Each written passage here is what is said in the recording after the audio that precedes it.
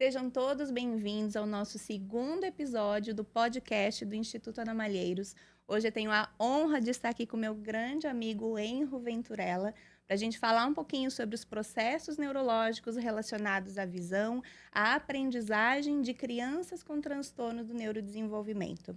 Eu vou pedir para o Enro se apresentar, falar um pouquinho aí da sua prática, falar um pouquinho do Instituto TEA, que é o nosso grande parceiro aí de longa data, né, no trabalho com as crianças, para a gente dar sequência ao nosso segundo episódio. Vamos lá? Legal. Em primeiro lugar, eu queria agradecer muito, Ana, o convite, né? Essa parceria de longa data, como você falou. Dá uma boa tarde, boa noite ou bom dia, dependendo do horário de quem estiver É, assistindo o nosso podcast. Boa tarde para você, boa obrigado por ter tarde. me convidado para participar. E é um prazer enorme poder dividir um pouco desse conhecimento sobre desenvolvimento infantil, sobre visão e o trabalho que a gente desempenha na nossa sociedade ajudando as crianças com alterações visuais que impactam no desenvolvimento, né? O Instituto TEA, ele é hoje uma referência nacional e na América Latina com relação à parte do desenvolvimento visual, sabe, ou seja, eu sou optometrista de formação, e aí a gente já começa explicando o que é ser Sim, o que que optometrista, né. é o optometrista, É, né? O que que faz um exato. A optometrista? optometria, ela é uma profissão no Brasil bastante recente, tá, a formação de nível superior, ela data do final dos anos 90, início dos anos 2000 ali, hoje já está mais consolidada. Mas o optometrista, ele é o profissional da área da saúde, ele que não é médico, responsável pela função visual, certo? Então, eu sempre gosto de explicar num comparativo que nós temos o otorrino, que é o médico do ouvido, e temos o fonoaudiólogo. Nós temos o ortopedista e o fisioterapeuta, o psiquiatra e o psicólogo. E a nível visual, nós temos o oftalmologista, que é o médico da saúde ocular, da estrutura ocular, e o optometrista, que é o profissional que avalia e trabalha sobre as disfunções visuais, sobre o trabalho da visão em si. Então, em 2006, eu fiz a minha formação aqui em Santa Catarina mesmo, em optometria, e tive a oportunidade, logo na sequência, de me especializar fora do país. E isso abriu um leque de opções e de oportunidades e de experiência profissional, aonde eu entrei nesse mundo do desenvolvimento infantil e, junto com isso, de como a gente desenvolve as habilidades visuais, porque a visão é um processo aprendido, né? Então, a gente pode aprender de uma maneira adequada ou de uma maneira errada. E isso é pautado muito, obviamente, pelos fatores hereditários, genéticos, pela estrutura fisiológica da criança ou do ser humano, mas também das experiências diárias que ela vai vivenciando. E aí, depois de viver essa experiência fora, de me especializar nisso, em 2012, eu e a Marta, minha esposa, que também é optometrista, fundamos em Florianópolis o Instituto TEA, que é um centro hoje que acaba trabalhando, né, com muitas instituições, com muitas famílias que têm crianças com alterações do neurodesenvolvimento, problemas de aprendizagem, diagnósticos de dislexia, de autismo, também pacientes com lesão cerebral, com alteração estruturais a nível ocular, que podem gerar alguma disfunção relacionados ao processamento da visão. Então, a gente vai fazer uma avaliação específica sobre as habilidades visuais e não somente sobre a estrutura anatômica do olho, e identificar se a visão está contribuindo ou não nesse processo de desenvolvimento. Vocês atendem hoje, Enro, somente crianças ou atendem adultos, idosos? Como é que funciona o processo? O nosso trabalho, ele é basicamente com crianças. Eu diria que entre 80 e 90% do nosso público são crianças que têm alterações do desenvolvimento ou alterações visuais relacionadas com o desenvolvimento. Numa escala, eu te colocaria que a gente tem muitas crianças com diagnósticos de estrabismo, Uhum, ambliopia, que é o nome técnico para quem tem um olho preguiçoso, um olho que enxerga mais do que o outro, sim. crianças com diagnóstico de dislexia, com dificuldades de leitura e escrita, muitas crianças com diagnóstico de autismo precoce, hoje a gente atende também, e aí entra déficit de atenção, hiperatividade. Esse seria o público principal que a gente trabalha hoje. Ok. A grande maioria deles sem nenhum tipo de alteração estrutural no olho. Isso é importante da gente frisar, ou Sim. seja, o olho, a estrutura anatômica é saudável, mas tem uma dificuldade na organização do processamento visual. Por outro lado, a gente também tem o público de algumas pessoas que têm alterações patológicas nos olhos, como, por exemplo, um problema de retina, que foi tratado pelo oftalmologista, essa patologia, mas ficou com uma sequela visual ou com uma dificuldade visual, aonde a gente busca recursos e vai trabalhar em cima do treinamento para reabilitar esse sistema visual, ou pessoas que sofreram algum tipo de dano neurológico, tá? Isso pode ser desde uma criança com paralisia cerebral no início da vida com uma lesão neurológica de base, ou um adulto que sofreu um AVC ou um acidente de trânsito e ficou com traumatismo crânioencefálico, e isso trouxe algum tipo de sequela visual. Então, a gente trabalha com esse público na parte de reabilitação também. Perfeito. Enro, a gente recebe na clínica muitas famílias, né, com crianças também. O nosso maior público hoje é o público infantil, embora a gente atenda adolescentes, adultos, que não conhecem o trabalho do optometrista. A gente indica muito o trabalho de vocês, né, a avaliação, acompanhamento, tratamento com vocês. E sempre que a gente tem esse recurso, a devolutiva que nós temos, o desenvolvimento da criança, ele cresce sobremaneira. Uhum, A gente tem um pouco de dificuldade de explicar para as pessoas e por quê. Assim como a uhum, psicomotricidade, né, a uhum, visão, né, o desenvolvimento psicomotor da criança junto da visão, ele fica um pouco de lado uhum, no que tange às necessidades da criança. é, Muitas famílias chegam na clínica pautadas na questão da fala. Meu uhum, filho ainda não fala. sim, E quando a gente explica para a família, para o pai, para a mãe, que antes da fala, antes do desenvolvimento da hum, comunicação da fala em si, ele precisa de antecedentes uhum, e que isso passa também pelo sistema visual, da claro, gente fazer uma boa avaliação desse sistema, uhum. às vezes eles ficam um pouco confusos.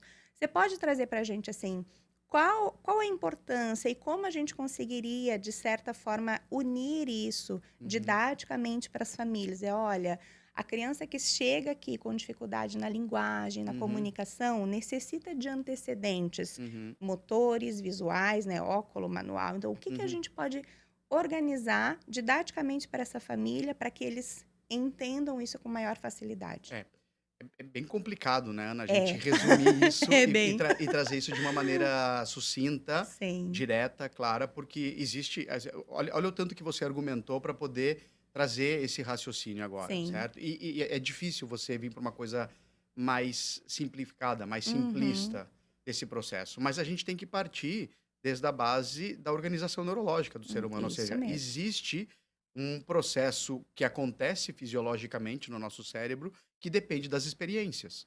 E isso respeita fases. Só que a gente, como sociedade, está muito acostumado a olhar para as crianças desde o ponto de vista do que ela expressa, do comportamento. Sim. Né? Ou seja, eu olhei e a criança tem dificuldade de fala, ou mais para frente não consegue ler e escrever, ou a criança não consegue ter uma boa habilidade motora, ou seja, eu estou vendo Uhum. aquilo que ela manifesta.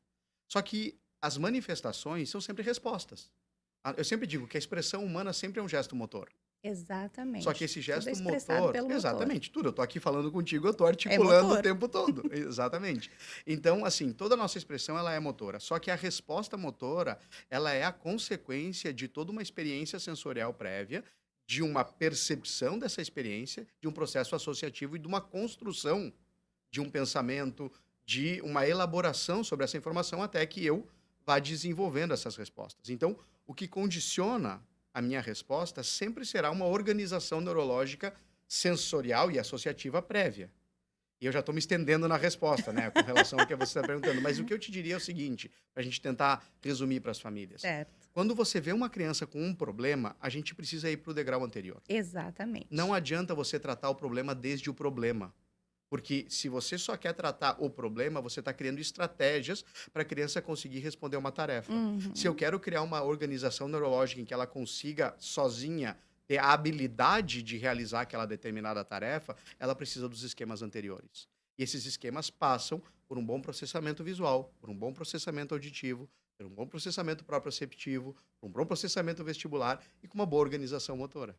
Perfeito. Resumindo, a entrada é sensorial, né? Certo. As minhas entradas sensoriais serem organizadas para que eu consiga emitir um comportamento motor, uma resposta Uhum. motora adequada àquilo que está sendo Claro, solicitado. e isso se retroalimenta, porque quando eu melhoro a minha resposta motora, isso me fornece uma informação sensorial mais sofisticada.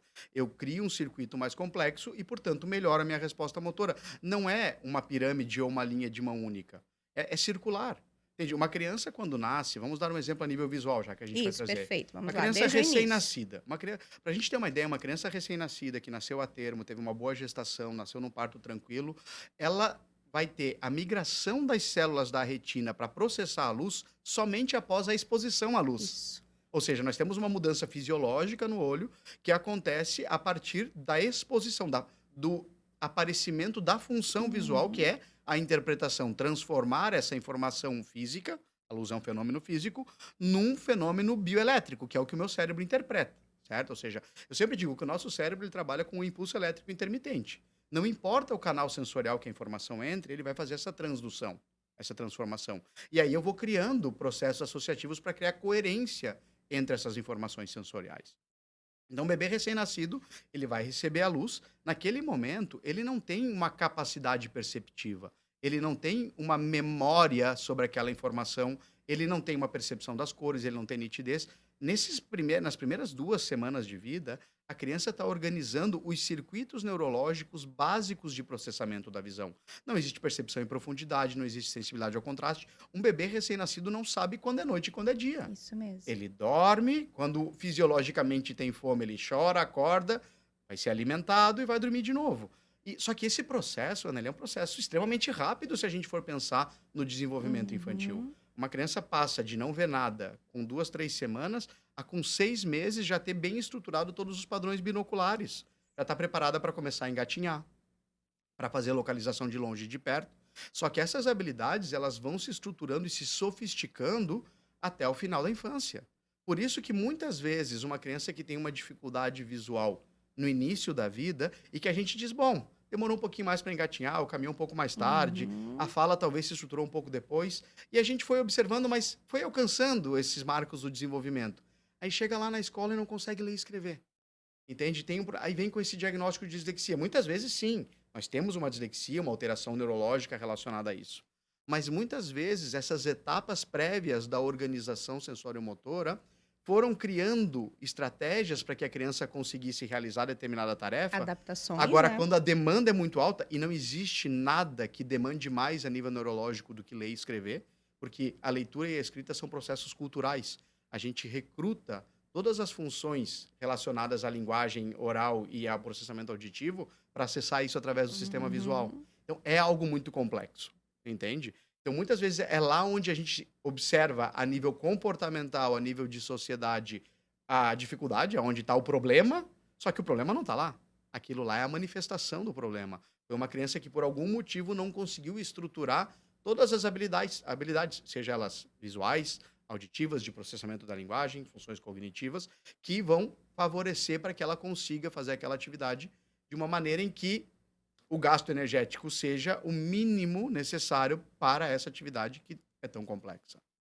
E aí você entra num assunto aí extremamente importante, que é a atenção ao desenvolvimento infantil, aos marcos do desenvolvimento, que também a gente não leva muito em conta os processos visuais Hum, nesse período, né? hum, Então, o engatinhar, o hum. sentar-se, ter uma visão um pouco mais Aham. ampla e clara do seu É. entorno, do ambiente, ficar em pé, conseguir fazer projeções a longa distância, a curta distância. Então, esse processo visual, Hum. nesses primeiros meses de vida, o primeiro ano Sim. de vida da criança, até ficar, Uhum. começarem a caminhar, né, o Sim. bípede, então, isso também não é muito. A gente não presta muita É. atenção nesses detalhes. Às vezes, vamos pensar assim: tivemos uma criança que chegou na clínica há um tempo atrás, Uhum. para fisioterapia em função de uma torção no Uhum. pescoço. E a físio trabalhando e muito tempo, né, em Uhum. trabalho, ok, nós não víamos um resultado eficiente na fisioterapia. Até onde a gente pediu que fosse até o optometrista. Eu digo, olha, provavelmente existe uma questão visual aí de Uhum. adaptação. Então, ela está entortando o pescocinho, ela está Uhum. fazendo uma adaptação Ajuste visual. visual para conseguir enxergar melhor as coisas, Uhum. né? Não tinha diagnóstico de autismo, nada disso. Uhum. Então, vamos então procurar um optometrista para conseguir ver a questão do pescocinho torto. Uhum. Como é que você colocaria essa situação da criança conseguir fazer essa adaptação visual, né, entortando a Uhum. cabeça para poder É. receber a imagem em si?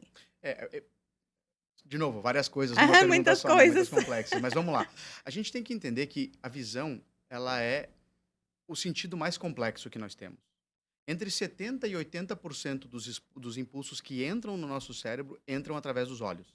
Então, não é que ela seja o sentido mais importante do que os outros, ela é um sentido dominante. Uhum. Quando a gente tem uma incoerência sensorial numa qualquer atividade, por exemplo, quando você está olhando para o céu e passa um avião e você escuta o barulho e não encontra, e você vai buscar, quando você encontra ele visualmente, a informação auditiva começa a coincidir com o Sim, avião. faz sentido. Entende? E isso acontece com todas as informações. Por exemplo, se eu estou olhando para isso aqui e eu vejo que é reto e encosto e é torto, o meu cérebro vai pensar que é reto porque eu estou vendo reto. Uhum. Então, nós, evolutivamente, aprendemos que a informação visual ela é mais fiável para o nosso desenvolvimento, para a nossa sobrevivência. Entende? Então, o processamento visual ele é muito mais amplo do que eu enxergar um objeto Sim. pequeno. A gente começa com esse problema na sociedade que é a gente minimiza muito o processamento visual. Uhum. Vou dar um parênteses aqui. Logo que eu voltei para o Brasil em 2013, eu fui participar de uma especialização, foi onde eu fiz a minha pós-graduação em desenvolvimento infantil. Sim. Eram 18 módulos durante um ano e meio, um final de semana por mês, com vários profissionais da área da saúde falando sobre desenvolvimento infantil. Então tinha nutricionista, fisioterapeuta, psicopedagogo, TO, médico, pediatra, ou seja, todos os profissionais. E em 18 módulos ninguém falou sobre visão. Nenhum profissional falando sobre o Uhum. sentido da visão.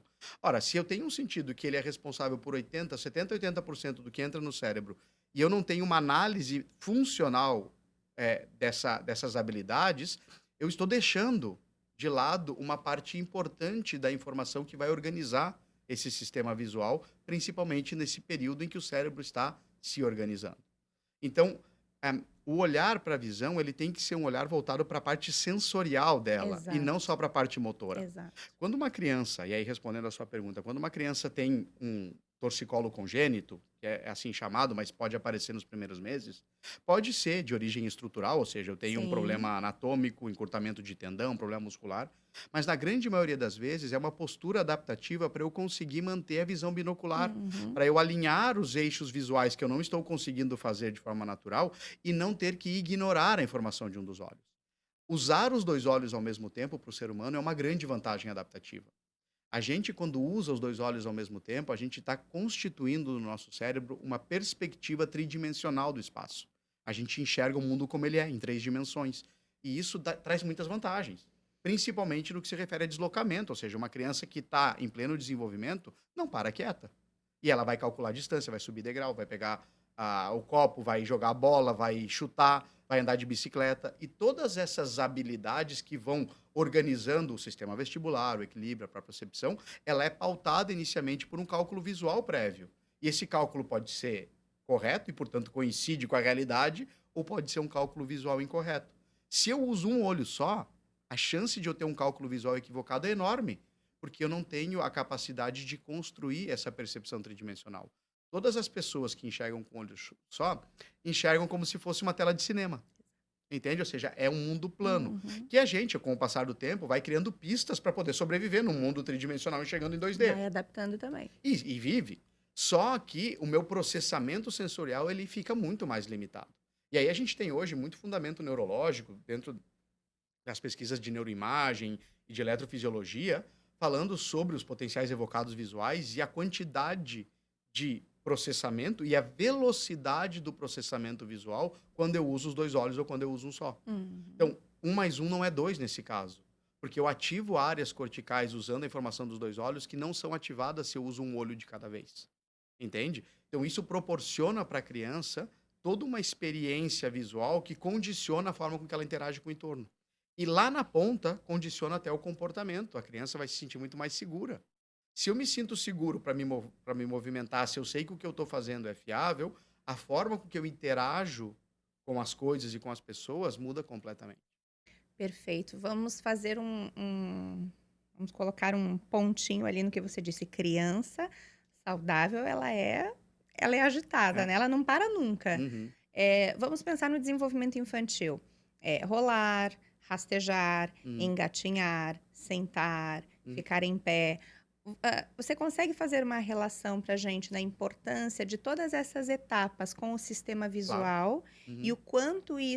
o quanto deixar a criança explorar o Uhum. ambiente, né, ter acesso a vários Uhum. tipos de ambiente, é benéfico para esse desenvolvimento? Claro que sim, isso é importante, porque, inclusive, na tua pergunta anterior, você falava dos marcos do desenvolvimento, Isso, e nós temos marcos do desenvolvimento sensório-motor visual. isso. Não só da entrada sensorial, que é importante, por exemplo, quando que uma criança consegue enxergar com a mesma nitidez que um adulto, quando que ela percebe as cores como um adulto, quando que ela já coordenou os 2 olhos como um adulto, mas também a nível motor, como é que o movimento está dissociado da cabeça, dissociado do corpo e, portanto, essas habilidades vão se estruturando. A gente sabe que um recém-nascido não tem nem sustentação Isso cefálica. mesmo. Ele vai precisar das experiências sensoriais, e aí entra um ponto fundamental da integração viso-vestibular. Vou te dar um dado anatômico curioso, tá? E vou respondendo a sua pergunta sobre isso. Nós temos 12 pares cranianos, Sim, certo? Ou seja, aí a gente, dentro desses pares, tem os sensoriais, os motores e os mistos. Dos 12, tem 4 diretamente na visão. relacionados com o processamento visual. Um puramente sensorial, que é o segundo, aí tem o terceiro, o quarto e o sexto, que estão relacionados com a parte de oculomotricidade e integração com o sistema vestibular, com o sistema auditivo, ou seja, estou falando dos diretos, certo? Cada vez que eu movimento a minha cabeça para um lado, para o outro, para cima, para baixo, eu preciso fazer um movimento antagônico com a musculatura ocular para manter a estabilidade de fixação. E isso é aprendido, a gente não nasce com estabilidade de fixação.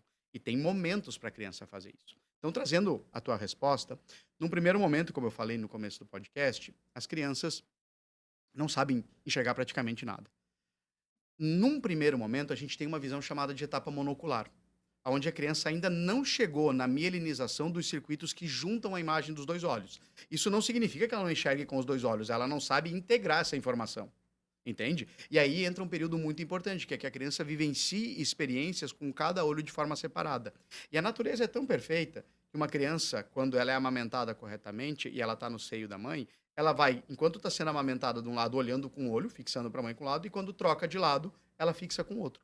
E a gente cria o primeiro marco do desenvolvimento visual, que é a estabilidade de fixação. O olho Perfeito. estabiliza de forma individual. A partir daqui, entra um ponto importante do 0 aos 3 meses, que é a criança ser movimentada, ou seja, se locomover no espaço, sempre junto da mãe ou de quem está carregando, Uhum. e nunca num carrinho, nunca no bebê Exato. conforto. Por quê? Porque a posição anatômica que a criança está, com o movimento que começa a experimentar no sistema vestibular, seja num sling, num carregador, no colo, balançando, essa movimentação vestibular, com a retificação dos movimentos oculares para estabilizar a fixação, vai criando para ela uma integração viso-vestibular, que depois é fundamental, por exemplo, para os movimentos de leitura dos olhos, ou para uma prática esportiva. Esse momento do 0 aos 3 meses, eu sempre digo que a criança precisa de colo. Colo, porque ela vai estar aqui, ela vai estar enxergando em volta, olhando para perto, e vai estar estruturando esse início de dissociação de movimento de cabeça, de tronco e dos olhos, buscando os objetos de interesse. Você você diz que o carregar seria com a cabecinha da criança e os olhos voltados para o adulto, ou você diz também que o carregar seria com os olhos voltados para o ambiente? Num prim... Porque É, muitas pessoas usam sim, usa vamos lá. aquele macaquinho para carregar de A frente. gente está falando de um período curto de tempo, né? Sim, Ou 3 seja, se a gen meses. exatamente, de 0 a 3 meses é um bebê muito pequeno.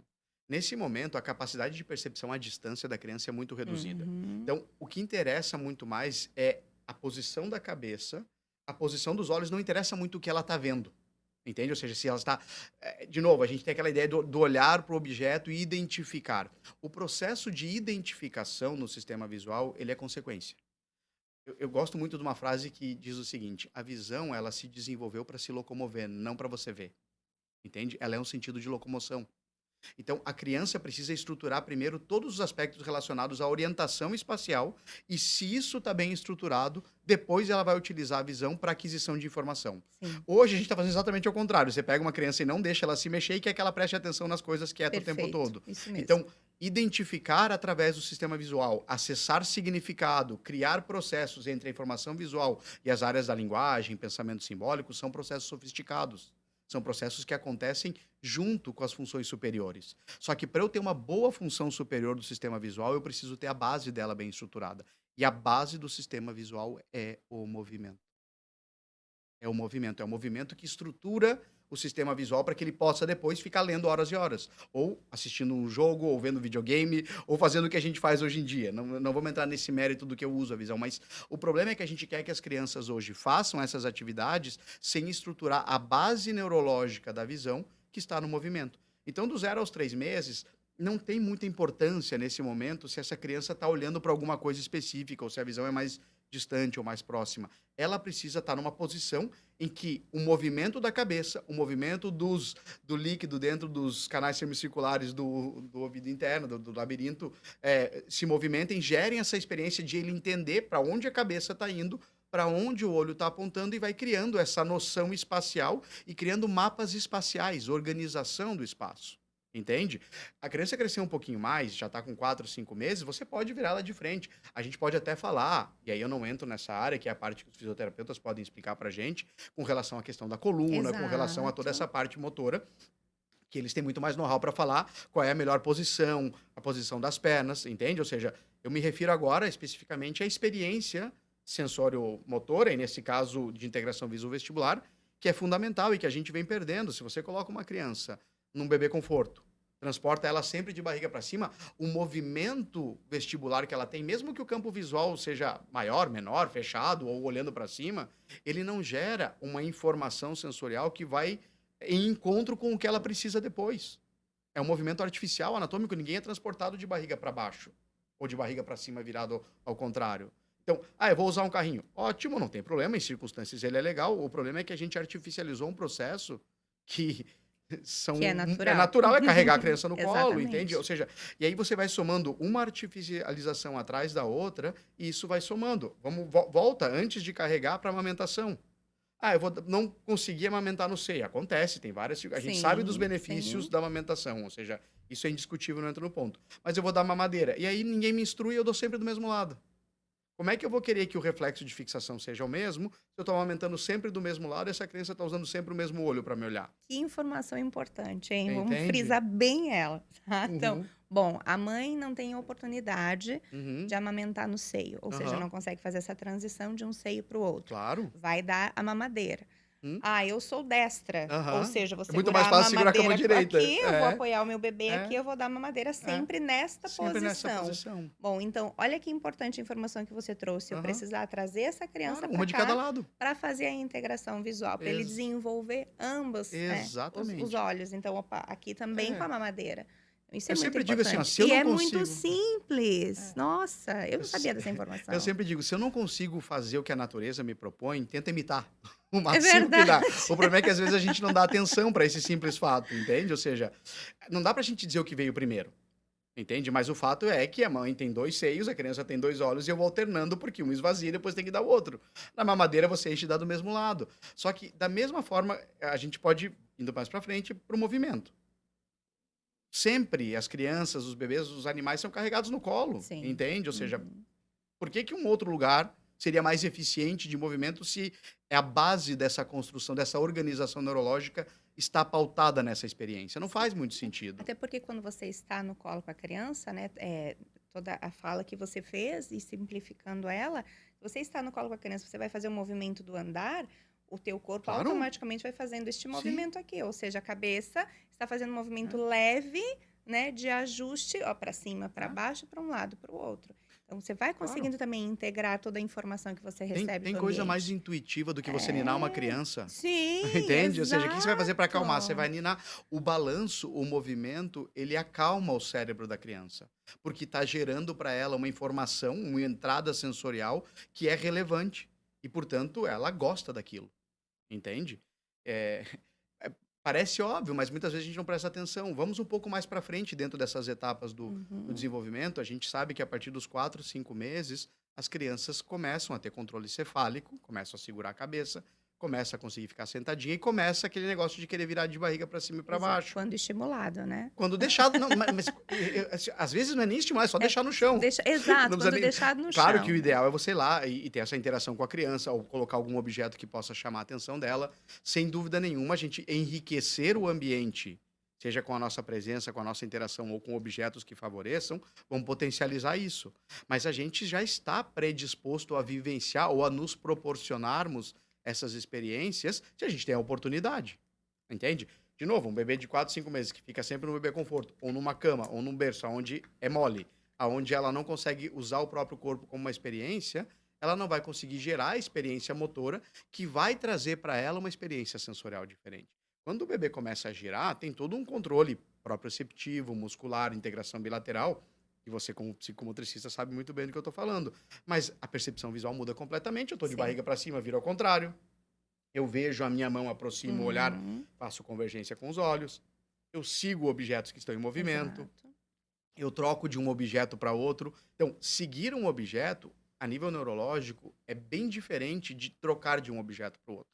Quando eu estou olhando para ti e olho para a câmera, ou faço o movimento ao contrário, eu tenho uma mudança voluntária de atenção, entende? Ou seja, Atenção compartilhada. exatamente, o movimento ocular, ele determina o ponto em que eu voluntariamente quero manter a minha atenção.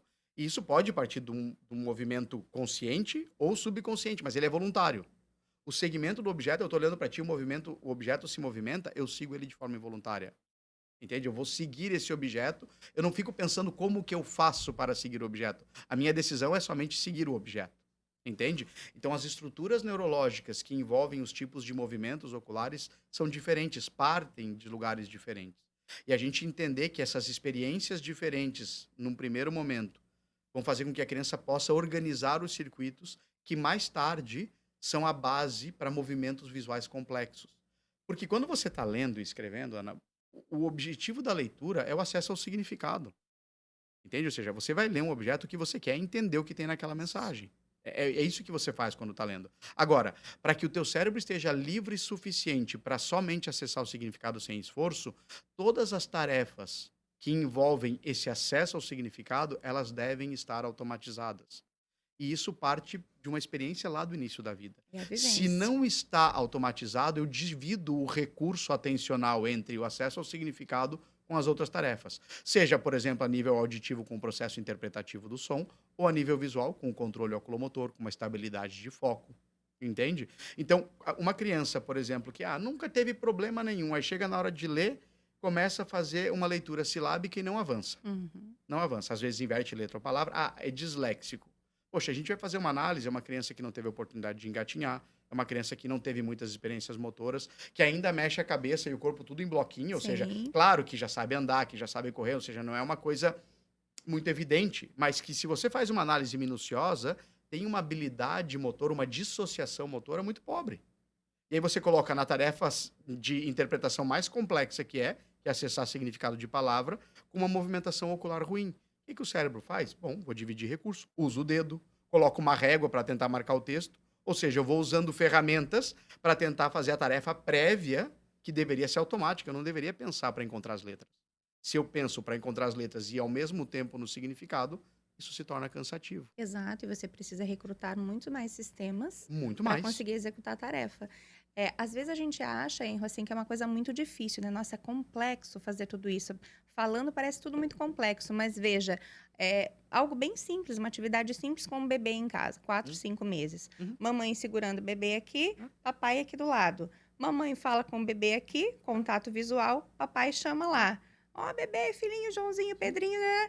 Automaticamente ele vai é, sustentar a visão pela audição. Opa, alguém está uhum, chamando aqui. Tchum, eu viro a minha cabeça para esse alguém que está me claro. chamando. Isso é uma coisa extremamente simples Sim. e cada vez mais rara, É. né? Estamos perdendo um pouco São dessa vários fatores, né? triangulação, né? É que De assim, socialização das crianças com os claro. adultos. É porque aí entram vários fatores culturais, né, Ana, nesse processo. Ou seja, as famílias são cada vez menores. Sim. A gente vive cada vez em sociedades reduzidas, onde já não tem o Você teve convívio. bastante irmãos? Não, olha só, eu só tenho uma irmã. Só Olha, uma irmã. Mas meus pais já tinham 4 irmãos, então eu tive muito primo. sim, Hoje, os meus ótimo. filhos já É. não têm nem primos, porque minha irmã não teve filhos, ou seja, Hum, meus filhos só têm os primos que moram fora do país, entende? E, então, assim, tem convívio só com amigos.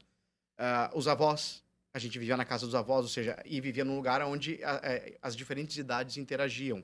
Então, mesmo num período inicial, onde a criança ainda é bebê, 1 ano, 2 aninhos, 3 anos, existia uma interação social que favorecia esse tipo de coisa, de exato. brincar com a criança. Hoje, cada vez ela vive mais sozinha. Muitas vezes a interação social dela é através do eletrônico, é uma interação Uhum. completamente virtual e não presencial, né? Então, sim, ou seja, eu sempre falo, coisas que a gente pode fazer com as crianças desde muito pequeno. Balançar, o ninar quando é pequenininho, depois rodar. Eu sempre digo: "Gente, ter uma rede em casa não é muito difícil". Sabe o que eu fiz lá em casa? Eu comprei um tecido e pendurei no teto. Perfeito. Vai fazer o quê? Os 2 hoje enrolam as pernas e descem, entende? Uhum. Ficam girando lá, às vezes tem que você fazer girando, rodando.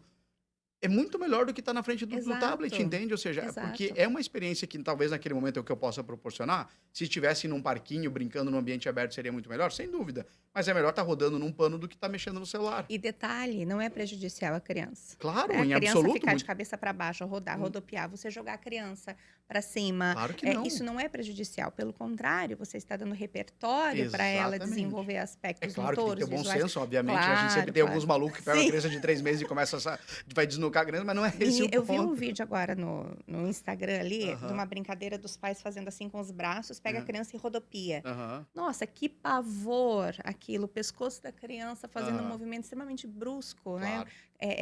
Até assim propício de causar uma lesão Sim. séria, né? Uhum, Virar óbito, enfim. hum, Então, parece que perde-se um pouco, né, é, a noção do é. bom senso. Então, bom, brincar você, quando pequeno, não sei se teu pai ou sua mãe fazia isso com você, mas, né, colocar Sim, lá em claro, cima, exato, jogar e jogar e pegar de pegar, volta, jogar e claro. rodar, Sentar na né. cadeira, rodar na cadeira, Exato. Então são é, movimentos, né, que são é. benéficos e trazem desenvolvimento para o sistema visual, motor, E enfim, a gente pode integrar. trazer para a rotina, né? Exato. Outro exemplo que eu dou assim, ó, quando você está Não enxugando o custa. teu filho, porque no enxugar, você está lá depois do banho, né? Você pode usar, enfim, uma toalha com diferente textura, já entra para a Sim, parte da cor, questão, exato, cor, textura. textura. Mas, ó, tá lá, bota na cama, enrola na toalha e puxa. Sabe? É uma coisa que você pode fazer Sim. todo dia. A criança já tá rodando para um lado, rodando para o Lençol outro. velho. Um lençol, Pega a um mãe e o pai, tapete. bota dentro do lençol. Um, É, dois, três, uau, joga em cima da cama. Olha que, claro. que maravilha, uma brincadeira super É. divertida que a criança ama. E Uhum, olha quanto você proporciona de sensorialidade, uhum. né, para essa criança já É, poder ir se é. desenvolvendo de forma muito mais tranquila. Tem um ponto importante aqui, Ana, que é o seguinte: a gente hoje busca que as crianças sejam adultas cada vez mais cedo. Sim. E mesmo que não seja adulto, mas que ela antecipe uma etapa que vai levar à fase adulta mais cedo. Ou seja, a gente pega crianças de 3, 4 anos em escolas, que em teoria você diz, bom, são profissionais que trabalham com desenvolvimento infantil, Uhum. fazendo uma criança aprender a ler e escrever com 3, 4 anos de idade. Exato. Ou seja, não faz o menor Ótimo, sentido. ótimo. Vamos falar Não sobre faz... isso. Eu sempre digo no consultório assim, ó, nenhuma criança com menos de 5 anos de idade deveria ser obrigada a estar exposta ao letramento. Por quê? Vamos Porque explicar. o cérebro não Porque está preparado para isso. exato. Simples assim. Não existe Neurologicamente, repertório por mais neurológico para isso. inteligente que a criança seja, não é uma questão de inteligência, a criança pode ser o Einstein. Não tem a menor necessidade, ou seja, se ela for a maior leitora do mundo, ela pode começar a ler com 7 ou com 8 anos de idade, que não vai Uhum, fazer diferença nenhuma, isso. entende? Agora, por outro lado, se você antecipa essa etapa, você pode impedir que aquele cérebro organize coisas que seriam muito mais benéficas para ela no futuro, porque você está criando um caminho neurológico que está antecipando uma experiência prévia. Isso E aí mesmo. você trava o processo de aprendizagem. Uma criança que não tem bem segmentado o movimento dos olhos, movimentos de cabeça e movimento do corpo, para ler com fluidez de forma automática, precisa desses movimentos Sim, automatizados. sim. Se não estão, e aí eu começo com 3, 4 anos, a criança ainda se mexe como um bloquinho, fazer ela ler e a escrever nessa idade, essa criança vai criar uma estratégia neurológica, porque a demanda social pede para ela uma resposta para aquilo. Tá todo dia a professora dizendo, olha, que letra é essa? Ó, vamos juntar as letrinhas. Agora você vai escrever o seu nome com 3 anos de idade. Tem cabimento, entende? Porque na ânsia de uma sociedade de que essa criança consiga ser alfabetizada previamente. Isso. Não faz o menor sentido. De novo, a organização das funções superiores, elas são pautadas numa organização sensorial de base. E o processo de base da organização do ser humano é visualmente o controle do espaço e auditivamente a linguagem. Me agrada muito a escola, me agrada muito as escolas que trazem um olhar para o brincar. Então, que Uhum, tem um olhar importante claro, sobre o processo do brincar. Algumas pessoas, muitas pessoas, acreditam que brincar é perda de tempo.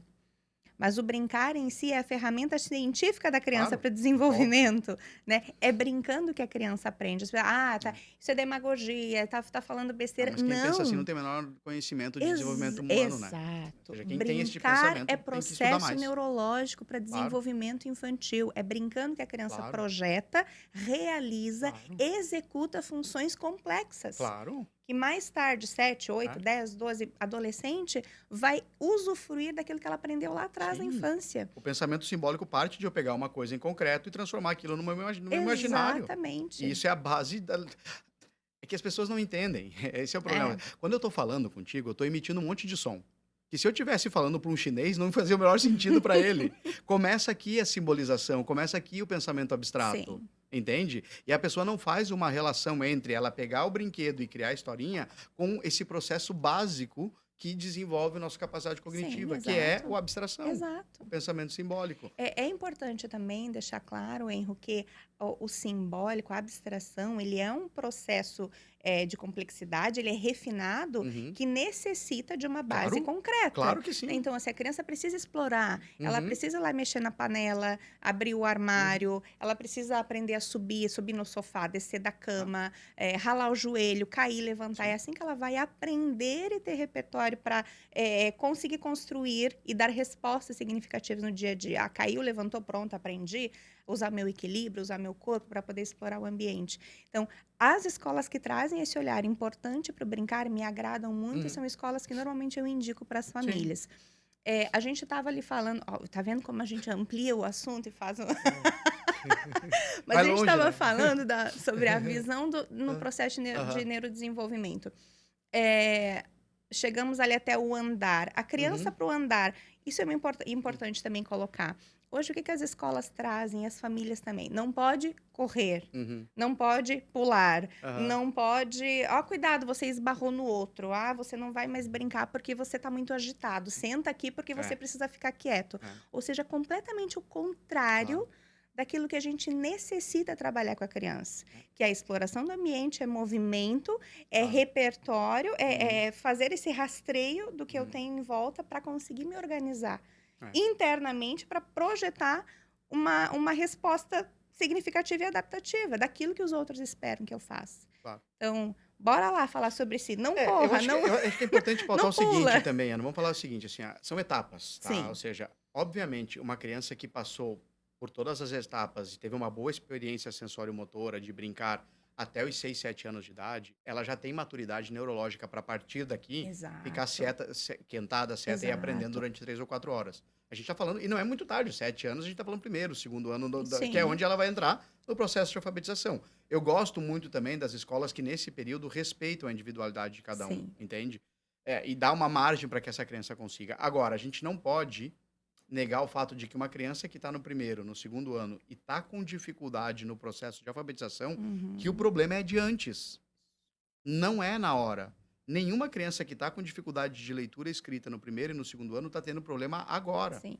Foi alguma coisa antes que não organizou a base concreta e a base abstrata, para que ela consiga acessar isso de uma forma mais fácil.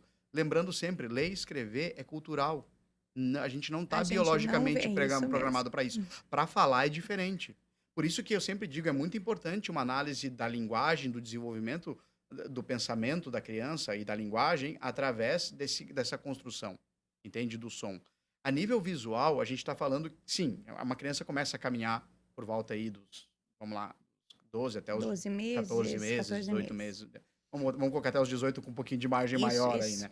Mas, enfim, a criança parte de ter a visão como o canal sensorial que menos recebe informação no nascimento, ou seja, de todos os canais sensoriais, a visão é o mais prematuro e o menos desenvolvido. Tanto que ela precisa da luz para que exista a migração. Já existe algo de processamento auditivo, muito rudimentar, é certo, porque ainda está cheio de líquido antes do nascimento, mas a criança já tem algo de processamento de som. Tem muito processamento vestibular e tátil dentro do período de gestação. E logo após o nascimento, a visão ela é muito imatura. E ela assume esse protagonismo justamente quando a criança começa a engatinhar, né? Ela já ultrapassa os outros canais sensoriais e por volta de um ano e 2, 3 meses, quando a criança está caminhando, o sistema visual já tem muitas das suas habilidades bem estruturadas. Eu sempre digo que com 6 meses, de 6 meses a um ano, a gente já consegue avaliar todas as habilidades visuais se elas estão bem desenvolvidas para a idade correspondente da criança. Não precisa esperar ela ir para a escola. Perfeito. Com 6 meses eu consigo saber se essa criança tá utilizando a visão de uma maneira adequada ou se tem algo que está interferindo nesse processo. A grande vantagem, e é muito raro isso acontecer, mas se a gente consegue avaliar nesse período, antes dos 2 anos, a gente não vai fazer um tratamento para reeducar. A gente modifica o entorno agora e o cérebro já se organiza de maneira Uhum. adequada. É diferente de eu ter um problema e precisar reorganizar. Não é uma reorganização neurológica. Nesse caso, seria um auxílio na própria organização e no desenvolvimento. Mas não é o que acontece. A grande maioria das vezes as crianças chegam, como para você, imagino também, já com a dificuldade, já com o Sim. problema, e, portanto, a gente tem que tentar resgatar essas experiências, reorganizar o sistema neurológico dela através das experiências que a gente oferece, para que o cérebro possa ter mais recurso e, a partir daqui, não ter tanta dificuldade de se desenvolver. Mas, enfim, com 1 ano e meio, 2 anos, o sistema visual ele já está bem organizado e começa o protagonismo da aquisição da linguagem. Sempre vem o boom motor, a criança corre, quando está correndo, começa a falar. Não é o contrário. Exato. Entende? E isso tem uma, O isso tem movimento uma ordem. antecede a linguagem. Exatamente. Tem uma ordem neurológica desse processo de mielinização. Isso. O cérebro se mieliniza de baixo para cima, de trás para frente, de dentro para fora. Já está demonstrado. E isso tem essas etapas de organização. É claro que não é bem assim e tem etapas de cada coisa. Uma criança, antes de correr, antes de caminhar, já está falando algumas palavras. Mas nesse processo de explosão, ou seja, de atenção neurológica sobre aquelas habilidades, é isso que a gente está falando. Uma criança primeiro organiza a marcha, caminha, corre, para depois começar a estruturar a linguagem. Se eu tenho um atraso numa, vai vir um atraso na outra. Sim. E não tem criança que leia e escreva bem, sem desenvolver bem o processo de linguagem. Aí muitas vezes chega a criança com um problema de leitura e escrita e aí começou a falar mais tarde. Só que depois acabou desenvolvendo e ficou com... fez fono, trocava uma letra ou outra. Esse processo da troca da fala, ele está relacionado com um processo de percepção prévia, de um processo de entendimento da informação. Entende? Então a gente precisa, eu gosto muito dentro do trabalho que a gente faz, de olhar para os processos que antecedem os processos cognitivos, os processos de função superior ou as respostas motoras, sabe? Só que é muito mais difícil, porque a gente está falando de uma análise sensorial. É difícil você fazer uma análise sensorial sem essa análise do comportamento da resposta da criança. A gente tem essa dificuldade, Enro, porque ainda, como eu estava falando lá no início, o que mais chama atenção sempre na família, quando há uma dificuldade de desenvolvimento, é a parte da linguagem, é o carro-chefe. Então, a criança apresentou dificuldade na linguagem, ela está com 2, 3 aninhos, ela ainda não tem, né, aquisição de palavra, não tem aquisição da linguagem, chama atenção, dá aquele, opa, alguma coisa não está bem aqui. E aí, volta-se para a terapia buscando a fonoaudiologia, é a fono em si. Mas a importância de nós dizermos, né, estarmos conscientes e conscientizar a família de que antes dessa criança vir a falar, ela precisa passar por todos esses processos sensório-motores e que isso vai dar repertório para ela adquirir a linguagem. Crianças ali de 14 meses, 18 meses, que tem ali, sei lá, 20 palavrinhas, falam, né? Entre 20 e 40 palavrinhas. Com 2 anos já estão falando 500. Então, olha a diferença, né? Por isso Claro. você falou do boom, da explosão da comunicação ali. Com 3 aninhos, está falando 2.000, tantas, Sim. está formando frases. Claro. Ou seja, a diferença da aquisição do repertório de vocabulário da criança de 1 ano e meio para uma criança de 3 anos, criança com 4 anos está com a fala praticamente com a fala de um adulto. Então, é pouco tempo para você adquirir muito repertório em função da exploração e do estímulo que a criança recebe sensório-motor. Isso precisa ficar claro, né? Ainda não é claro. Então, nós temos muita dificuldade, inclusive, né, na própria área médica, hoje as coisas estão ficando um pouquinho melhores, mas dos médicos também terem um olhar para o desenvolvimento sensório-motor. Então, existe a tríade, vamos falar da tríade ali, né, que encaminha-se para a clínica, que é a psicologia, a fonoaudiologia e a terapia ocupacional. A terapia ocupacional ainda que vem, né, com esse olhar também para o desenvolvimento motor, para o brincar, para as questões sensoriais. Mas o quanto falta ainda olhar para o fisioterapeuta, olhar para o psicomotricista, olhar para o optometrista, né, para que a gente não tenha esse gap. É muito tempo para chegar até esses profissionais, para que eles possam, então, reverter um quadro que já está instalado há bastante tempo. E aí a família e o médico esperam que seja tudo muito rápido.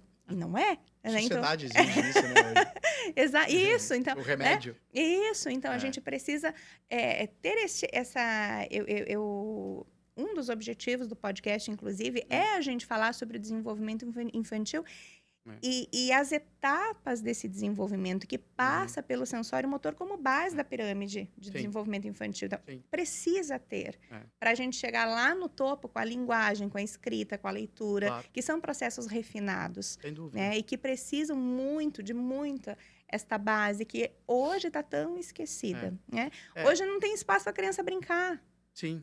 Não existe esse espaço Sabe o que acontece, mais. Ana? Assim, na tua fala vem uma coisa assim, a sociedade hoje colocou no médico a responsabilidade sobre um processo de aprendizagem que não é patológico.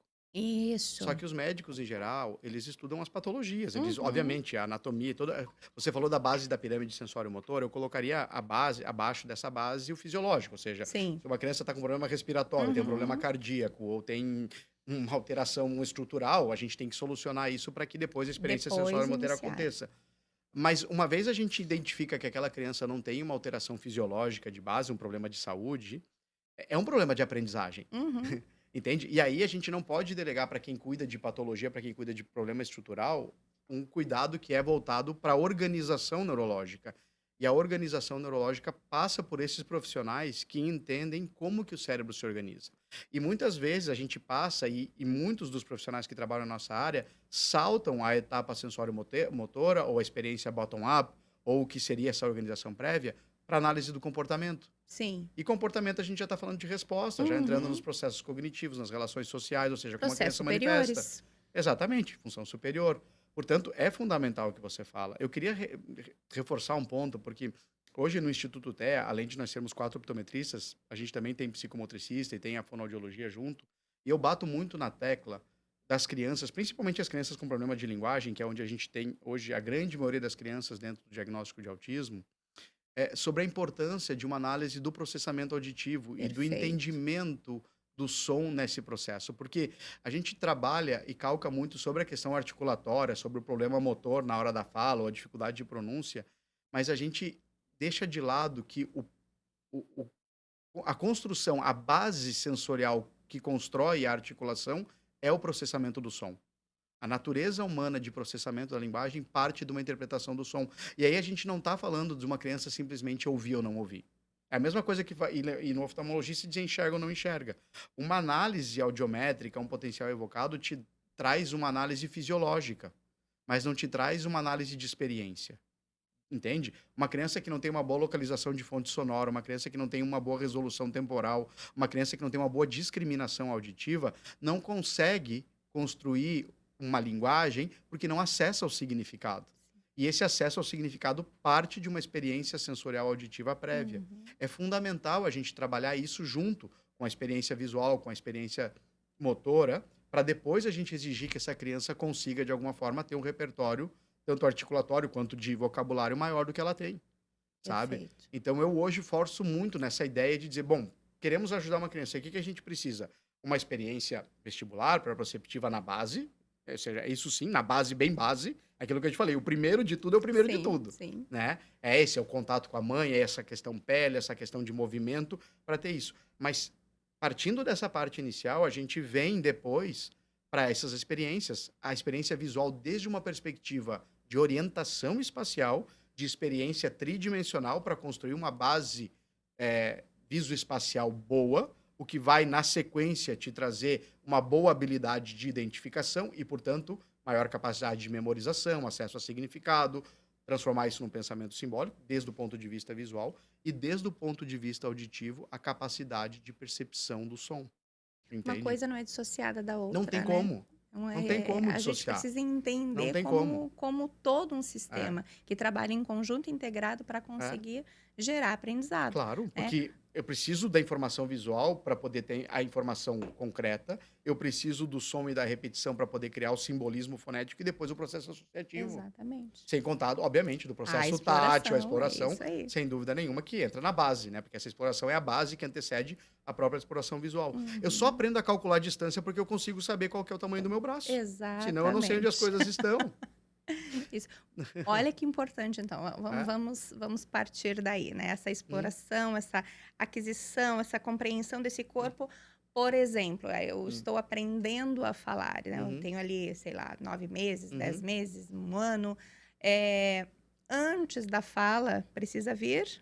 o gesto, Sim, o apontar. claro. Né? Então, eu vou integrar o olho, a Uhum. visão, com aquilo que eu desejo, né? O objeto de Sim, desejo. Eu vou apontar para aquele objeto e isso é antecedente à linguagem. Dizer, claro. eu quero Sim, o copo, o claro. Até porque bichinho. alguém vai ter que me dizer o nome daquilo para eu começar a associar o Isso, som, que isso é perfeito. copo em português, mas se é em inglês a gente vai chamar de glass, Então, entende? Então eu preciso associar um som que de tanto alguém repetir para mim, porque se ninguém me repetir esse som, eu também não vou saber você qual é não o vai som saber. que corresponde a isso, entende? Para eu poder criar essa associação entre a figura concreta, a nível visual, o som que a representa, e quando eu buscar o significado, acender imediatamente. Entende? Esse é o processo. Que é o que depois é a base para você ver uma imagem, porque aí vem o processo complexo depois, que Uhum. copo são 4 letras.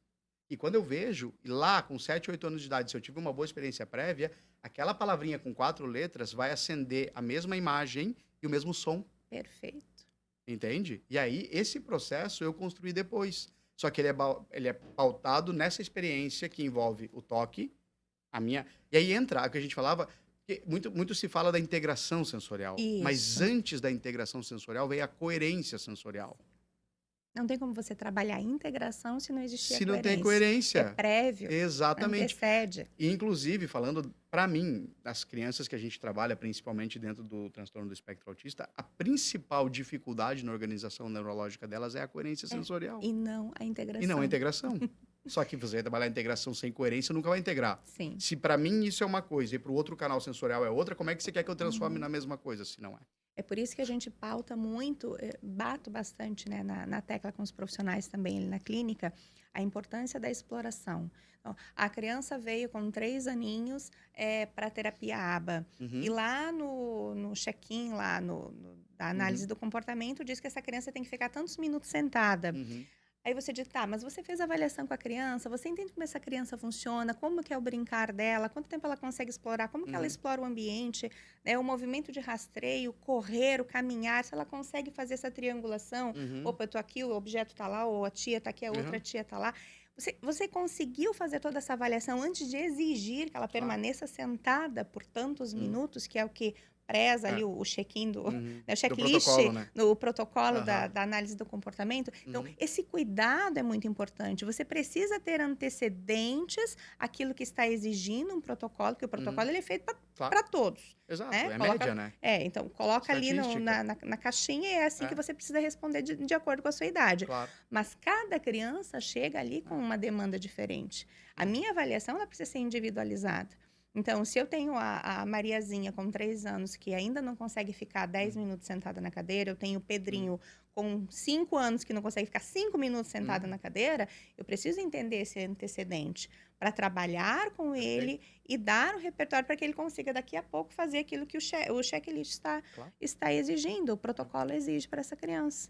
Aí a é. gente vai entrar num assunto bem importante. Bora lá. Como é que nós estamos de ó, já Ó, o nosso passou uma tempo tá bom, hora. tá bom, tá bom. Tem uma horinha, tem uma horinha. A gente chega lá. Não, eu tô tranquilo, se eu tô falando, vai guiando aí pra onde você quer ir.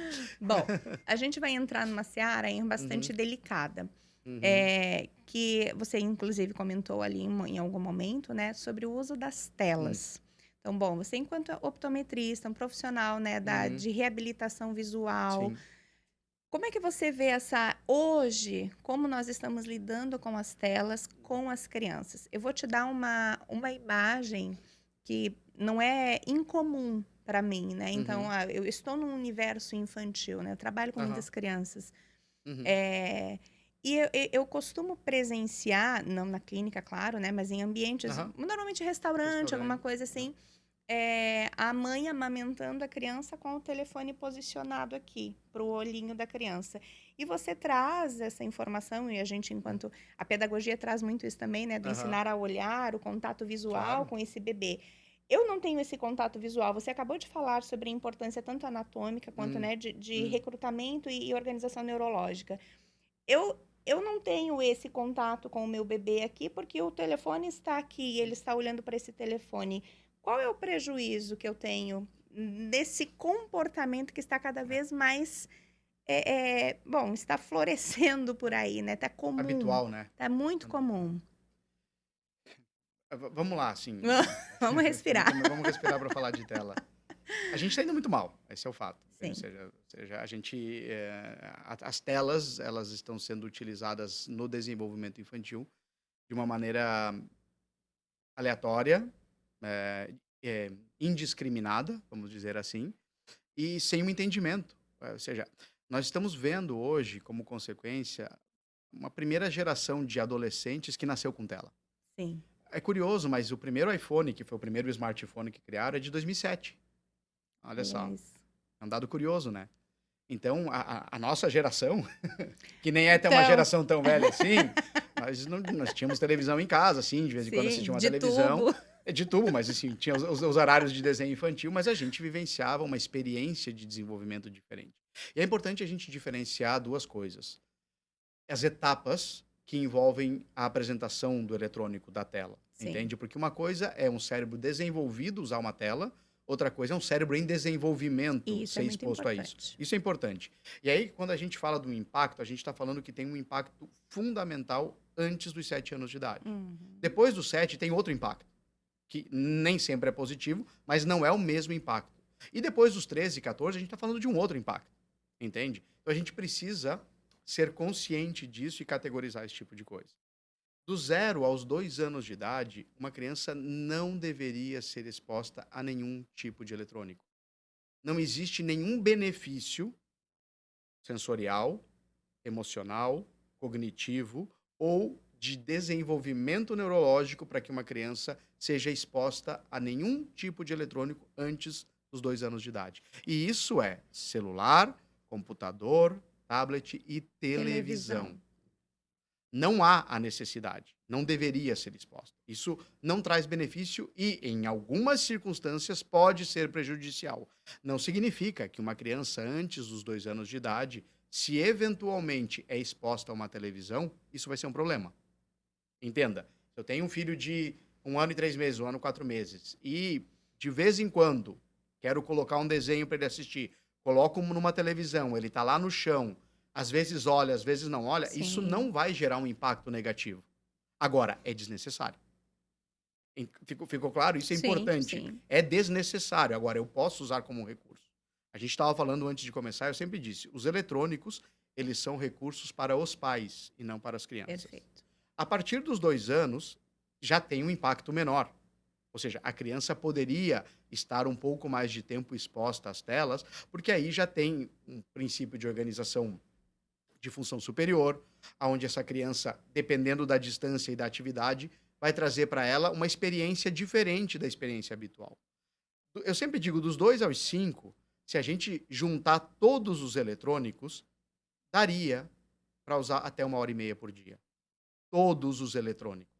E eu sempre digo o seguinte: se você pode escolher, escolha sempre o mais longe. Então, se eu tenho que botar YouTube, hoje você tem YouTube no celular, no tablet, no computador e na televisão. Coloca A na mesma conta você televisão. pode botar em qualquer. Coloca no mais longe. Sim. Ah, eu tô no shopping e eu não tenho uma televisão e vou usar aqui. Tem um tablet, eu tenho um celular, tem um tablet. Então coloca o tablet. Mas é um recurso para os pais. Eu preciso selecionar de forma inteligente quando que eu preciso usar esse recurso. E se ele for dispensável, dispensa. Usa outro recurso. Entende? Agora, nós vivemos numa sociedade hoje em que a interação com as pessoas se dá, em grande parte, pelos meios eletrônicos. Exato. A gente não pode negar isso. Ou seja, existe uma vida fora das telas e uma vida dentro das Uhum. telas. Só que isso é verdade que se constrói a partir de um determinado momento. A criança tem uma maturidade cognitiva para começar a entender isso a partir do momento que ela entra no ensino fundamental. Entende? E aí a gente pode ter um pouco mais de flexibilidade. A partir dos 7, 8 anos de idade, a gente pode deixar aí 2 horas, 2 horas e meia, também com essa mesma regra de tentar equilibrar, usando sempre o eletrônico mais longe, mas, por exemplo, se uma criança vai conversar com um amiguinho numa chamada de WhatsApp, não dá para usar a televisão. Uhum. Agora, você não vai deixar ela falar 4 horas no WhatsApp com um amigo. Vai falar uma ligação de 10, 15 minutos, isso não é prejudicial, entende? Ficar passando videozinho no TikTok 8 horas por dia não é saudável para ninguém, Isso. entende? Isso precisa ficar muito Ficar claro. Não vendo é o saudável videozinho da para Peppa Pig no ninguém. YouTube não é saudável para ninguém. Porque o que que acontece? Além da gente ter uma artificialização da experiência sensorial, ou seja, você está num plano bidimensional, diminuindo, buscando uma identificação de um negócio pensado para ser atrativo sensorialmente, ou seja, todo mundo que desenha e projeta conteúdo para crianças menores, faz isso de forma pensada. Quais são as cores que vão ser mais atrativas, o movimento, a música, a sincronização disso, para que gere esse hiperfoco que a gente fala. Sim. Esse hiperfoco, ele é completamente inconsciente para a criança. Dizer, mas a Uhum. criança consegue ficar focada. Não é porque você está expondo ela para um tipo de estímulo feito para isso. Não é da natureza dela. Essa criança com autismo que fica se mexendo o tempo inteiro ali, fica quieta, porque aquele estímulo foi feito para ela ter uma organização sensorial que vai manter a atenção naquele objeto o tempo Uhum. todo. Só que a organização neurológica pautada por aquilo é extremamente pobre e artificial, porque essa criança não vive uma experiência sensorial natural. É completamente artificializada. Então, essa criança está ali recebendo um conteúdo num objeto plano, bidimensional, pequeno, Uhum. com uma ideia pronta, ou seja, não existe um pensamento abstrato, não existe um simbolismo, já vem entregue pronto para a criança, e ela fica ali simplesmente absorvendo aquilo. Aquilo não constrói para ela depois uma capacidade criativa, Até entende? porque a criatividade está ligada ao ócio. Exatamente. A E, estar a sem nada. invenção? É, exato, a criatividade, É, inventar algo para fazer claro. dentro do ócio, Simbolizar né? aquilo que eu tô Isso. com um copo aqui na mão, agora virou o carro do meu pai, agora virou a minha astronave, e eu vou construindo isso. Se eu já tenho a astronave desenhada bonitinha, com a Peppa voando dentro dela, eu não tenho que criar nada, eu só Uhum. absorvo aquilo, entende? Então, as telas, elas são recursos e fazem parte da nossa sociedade. Em linhas gerais, é importante a gente deixar claro isso. As minhas recomendações são as seguintes. E não são só minhas, tá? Ou seja, a Academia Americana Isso, de Pediatria, ou seja, exato, não, não sou, é não, a é, não gente é que o está erro que está falando. falando. Ou seja, eu estou trazendo aqui uma coisa que eu estudei. Não é Exato, o que eu penso. exato. De 0 a Não 2 são anos. achismos, Não, de né? 0 a 2 anos é completamente imprescindível. Desculpa, é completamente prescindível. Tá? Ou seja, não há a menor necessidade. Uhum, Pode ser maléfico, dependendo da circunstância. E, em alguns casos esporádicos, você pode utilizar como um recurso. uhum, Não significa que, eu coloquei meu filho com menos de 2 anos na frente da tela, vai ter um problema. Não. Mas evita o máximo que puder. Não há necessidade. De 2 a 5 eu posso usar de forma inteligente. Entende? Eu lá em casa fazia uma regra, assim, ó, de manhã não tem televisão, depois do almoço não tem, à noite, depois da janta, podia assistir um pouquinho. Até para poder ter recurso para conversar com os amigos, falar dos desenhos exato, que gostavam. perfeito. Uhum, Mas isso a partir dos 3, 4 anos de idade. Antes disso, não tinha acesso eletrônico. Hoje, que meu filho mais velho tem 10, pai, hoje em vez de assistir eu posso jogar o celular? Pode. Não todo dia, mas eu deixo ele trocar e escolher uhum, um eletrônico mais próximo. Por quê? Porque o joguinho que ele gosta não tem na televisão, joga no celular. Então a gente tem que ter esse bom senso. O problema, né, é que o eletrônico ele virou um recurso, como a gente estava falando, uhum, para a família, para os sim. pais. Então, se ele é um recurso para os pais e não para o desenvolvimento da criança, os pais precisam ser consequentes com o uso e conscientes de quando eu vou utilizar. E usa a seu benefício. É como você diz, é um uso inteligente, né? A nível estrutural, de Hum, processo visual, hum, você falou na visão bidimensional e tridimensional. hum, A diferença da criança que desenvolve hum, o brincar no ambiente, o brincar na hum, natureza, com essa visão é, tridimensional que a gente coloca, e a hum, diferença da criança que desenvolve em frente à tela. Hoje é muito comum nós termos bebês hum, na frente da tela, uhum, crianças muito sim. pequenininhas, né? Por exemplo, vai para um restaurante É, almoçar, coloca a tela na frente da criança, ou aham, seja, não há essa partilha sim. do almoço, da comida. Muitas vezes a criança está com o olhar ali na tela, a mãe está dando a comidinha na boca, ou seja, esse Uhum, processo de experiência uhum, do alimento, da uhum, mastigação, do sabor, da temperatura, tudo fica aquém daquilo que está sendo é, exposto ali, porque o estímulo visual é muito intenso. claro. Ou seja, o estímulo que eu estou recebendo, É, a sensação de comer o alimento, o aham. gosto do alimento, a Nem temperatura do passa pela alimento, consciência. não passa, É, exatamente não é, passa pela consciência. nem passa. Né? Ou seja, Uhum, são muitos prejuízos sim. para o desenvolvimento da criança, mas vamos focar nessa visão Tá, bidimensional e tá. tridimensional. Como é que a gente pode explicar para as Uhum, famílias o benefício? uhum, Porque a gente sabe que hoje é muito difícil chegar para a mãe, para o pai e dizer assim, ó, você não pode usar a tela com a sua criança. uhum, Mas existe o uso inteligente, como você estava colocando. claro. Então, eu preciso dar conta da minha casa, eu tenho que lavar minha roupa, eu preciso Uhum, fazer uma comida. Então, esses momentos estratégicos, se você uhum, precisar do uso do eletrônico, ok, é um uhum, momento em que você necessita. Mas qual é o benefício desse ambiente, né, para essa criança que está em exploração tridimensional, na aquisição da aprendizagem, Uhum, no desenvolvimento da aprendizagem e aquisição de conteúdos. uhum. Como que a gente pode explicar isso? Vamos começar com essa organização visual espacial, tá? Ótimo. Desde o começo do podcast, a gente está falando sobre a natureza do sentido da visão, né? A visão, ele é um sentido de orientação, que a gente hoje usa muito mais para aquisição de informação. Mas neurologicamente, essas duas áreas, apesar de ter um processamento paralelo, elas são áreas distintas, tá? Falando um pouco mais tecnicamente, quando a gente fala de identificação de objeto, de detalhe, de percepção das cores, da leitura e da escrita, a gente está falando de um processamento próximo ao lobo temporal, principalmente o esquerdo, Sim. que está relacionado com a área das palavras, ou seja, é uma área que envolve essa identificação e esse processamento sequencial. Quando a gente fala de um processamento espacial, que a gente está falando de cálculo de distância, de identificação de movimento, velocidade dos objetos, resposta motora, a gente está falando do lobo parietal direito. A gente está falando de áreas que envolvem um pensamento global e não um pensamento Uhum. sequencial. Entende? E são processamentos paralelos, ou seja, o nosso cérebro, ele processa isso em função da demanda, certo? E em função das experiências que eu tenho. Se as minhas demandas são somente de identificação, eu diminuo a minha capacidade, eu não crio experiências para um processamento espacial. Se eu só, por outro lado, tenho processamento espacial e não tenho áreas que estimulem o processamento da identificação, eu vou ter dificuldades nesse processo de identificação. O que acontece é que um é a base para a sustentação do outro.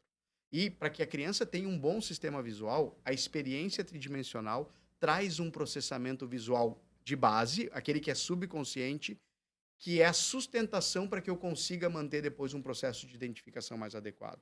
Uma criança que usa o sistema visual calculando distâncias, que trabalha em ambientes mais amplos, vamos dizer assim, áreas abertas, onde ela tem essa exploração motora, ela constitui mapas espaciais mais complexos. Entende? Ou seja, eu tenho áreas do cérebro que processam melhor a informação visual. E, portanto, quando eu preciso depois realizar atividades estáticas de identificação, o meu nível de rendimento é muito maior, com um gasto energético muito mais baixo. Isso é muito importante. Quando eu passo só para essa parte da identificação da tela, ou do texto, ou da escrita, ou a criança, vamos supor, mesmo sem tela, só brincando de montar a pecinha e fazendo uma, aqui, a vida inteira Uhum. nesse espaço e não tem essa experiência, os recursos que eu preciso para poder acessar aqui, que estão relacionados com a orientação espacial, são muito ruins. E aí eu crio processos adaptativos. O processo adaptativo que nós temos hoje em dia, que mais está aparecendo nas crianças, é a miopia.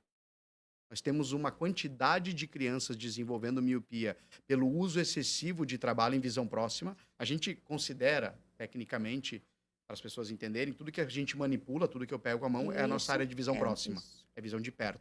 Tudo que está longe das minhas mãos é visão de longe. É claro que pode estar na minha frente como você, que é longe, ou pode estar do outro lado da rua, entende?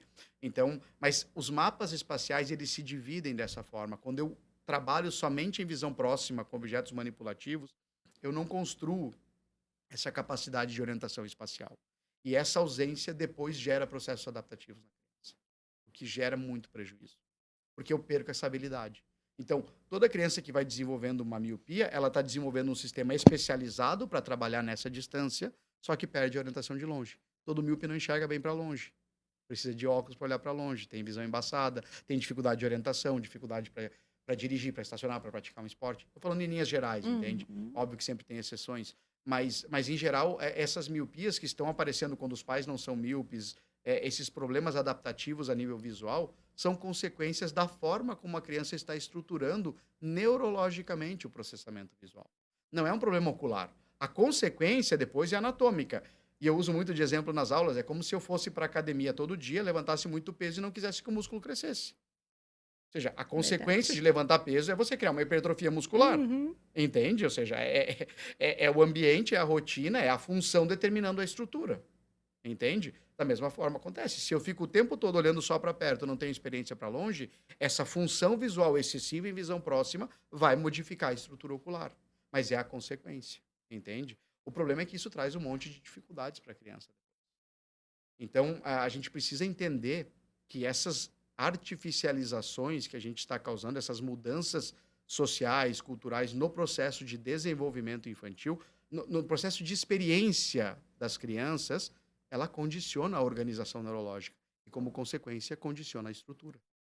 Perfeito. Entende? Esse é um ponto muito importante, porque a alimentação é um fator que vai condicionar a estrutura, Uhum. a experiência motora e a experiência visual também vai condicionar o desenvolvimento estrutural dessas crianças.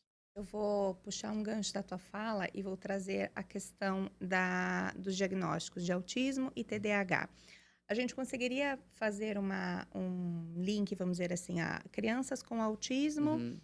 apresentam maior dificuldade visual, têm maiores transtornos, enfim, no processamento Hum. visual.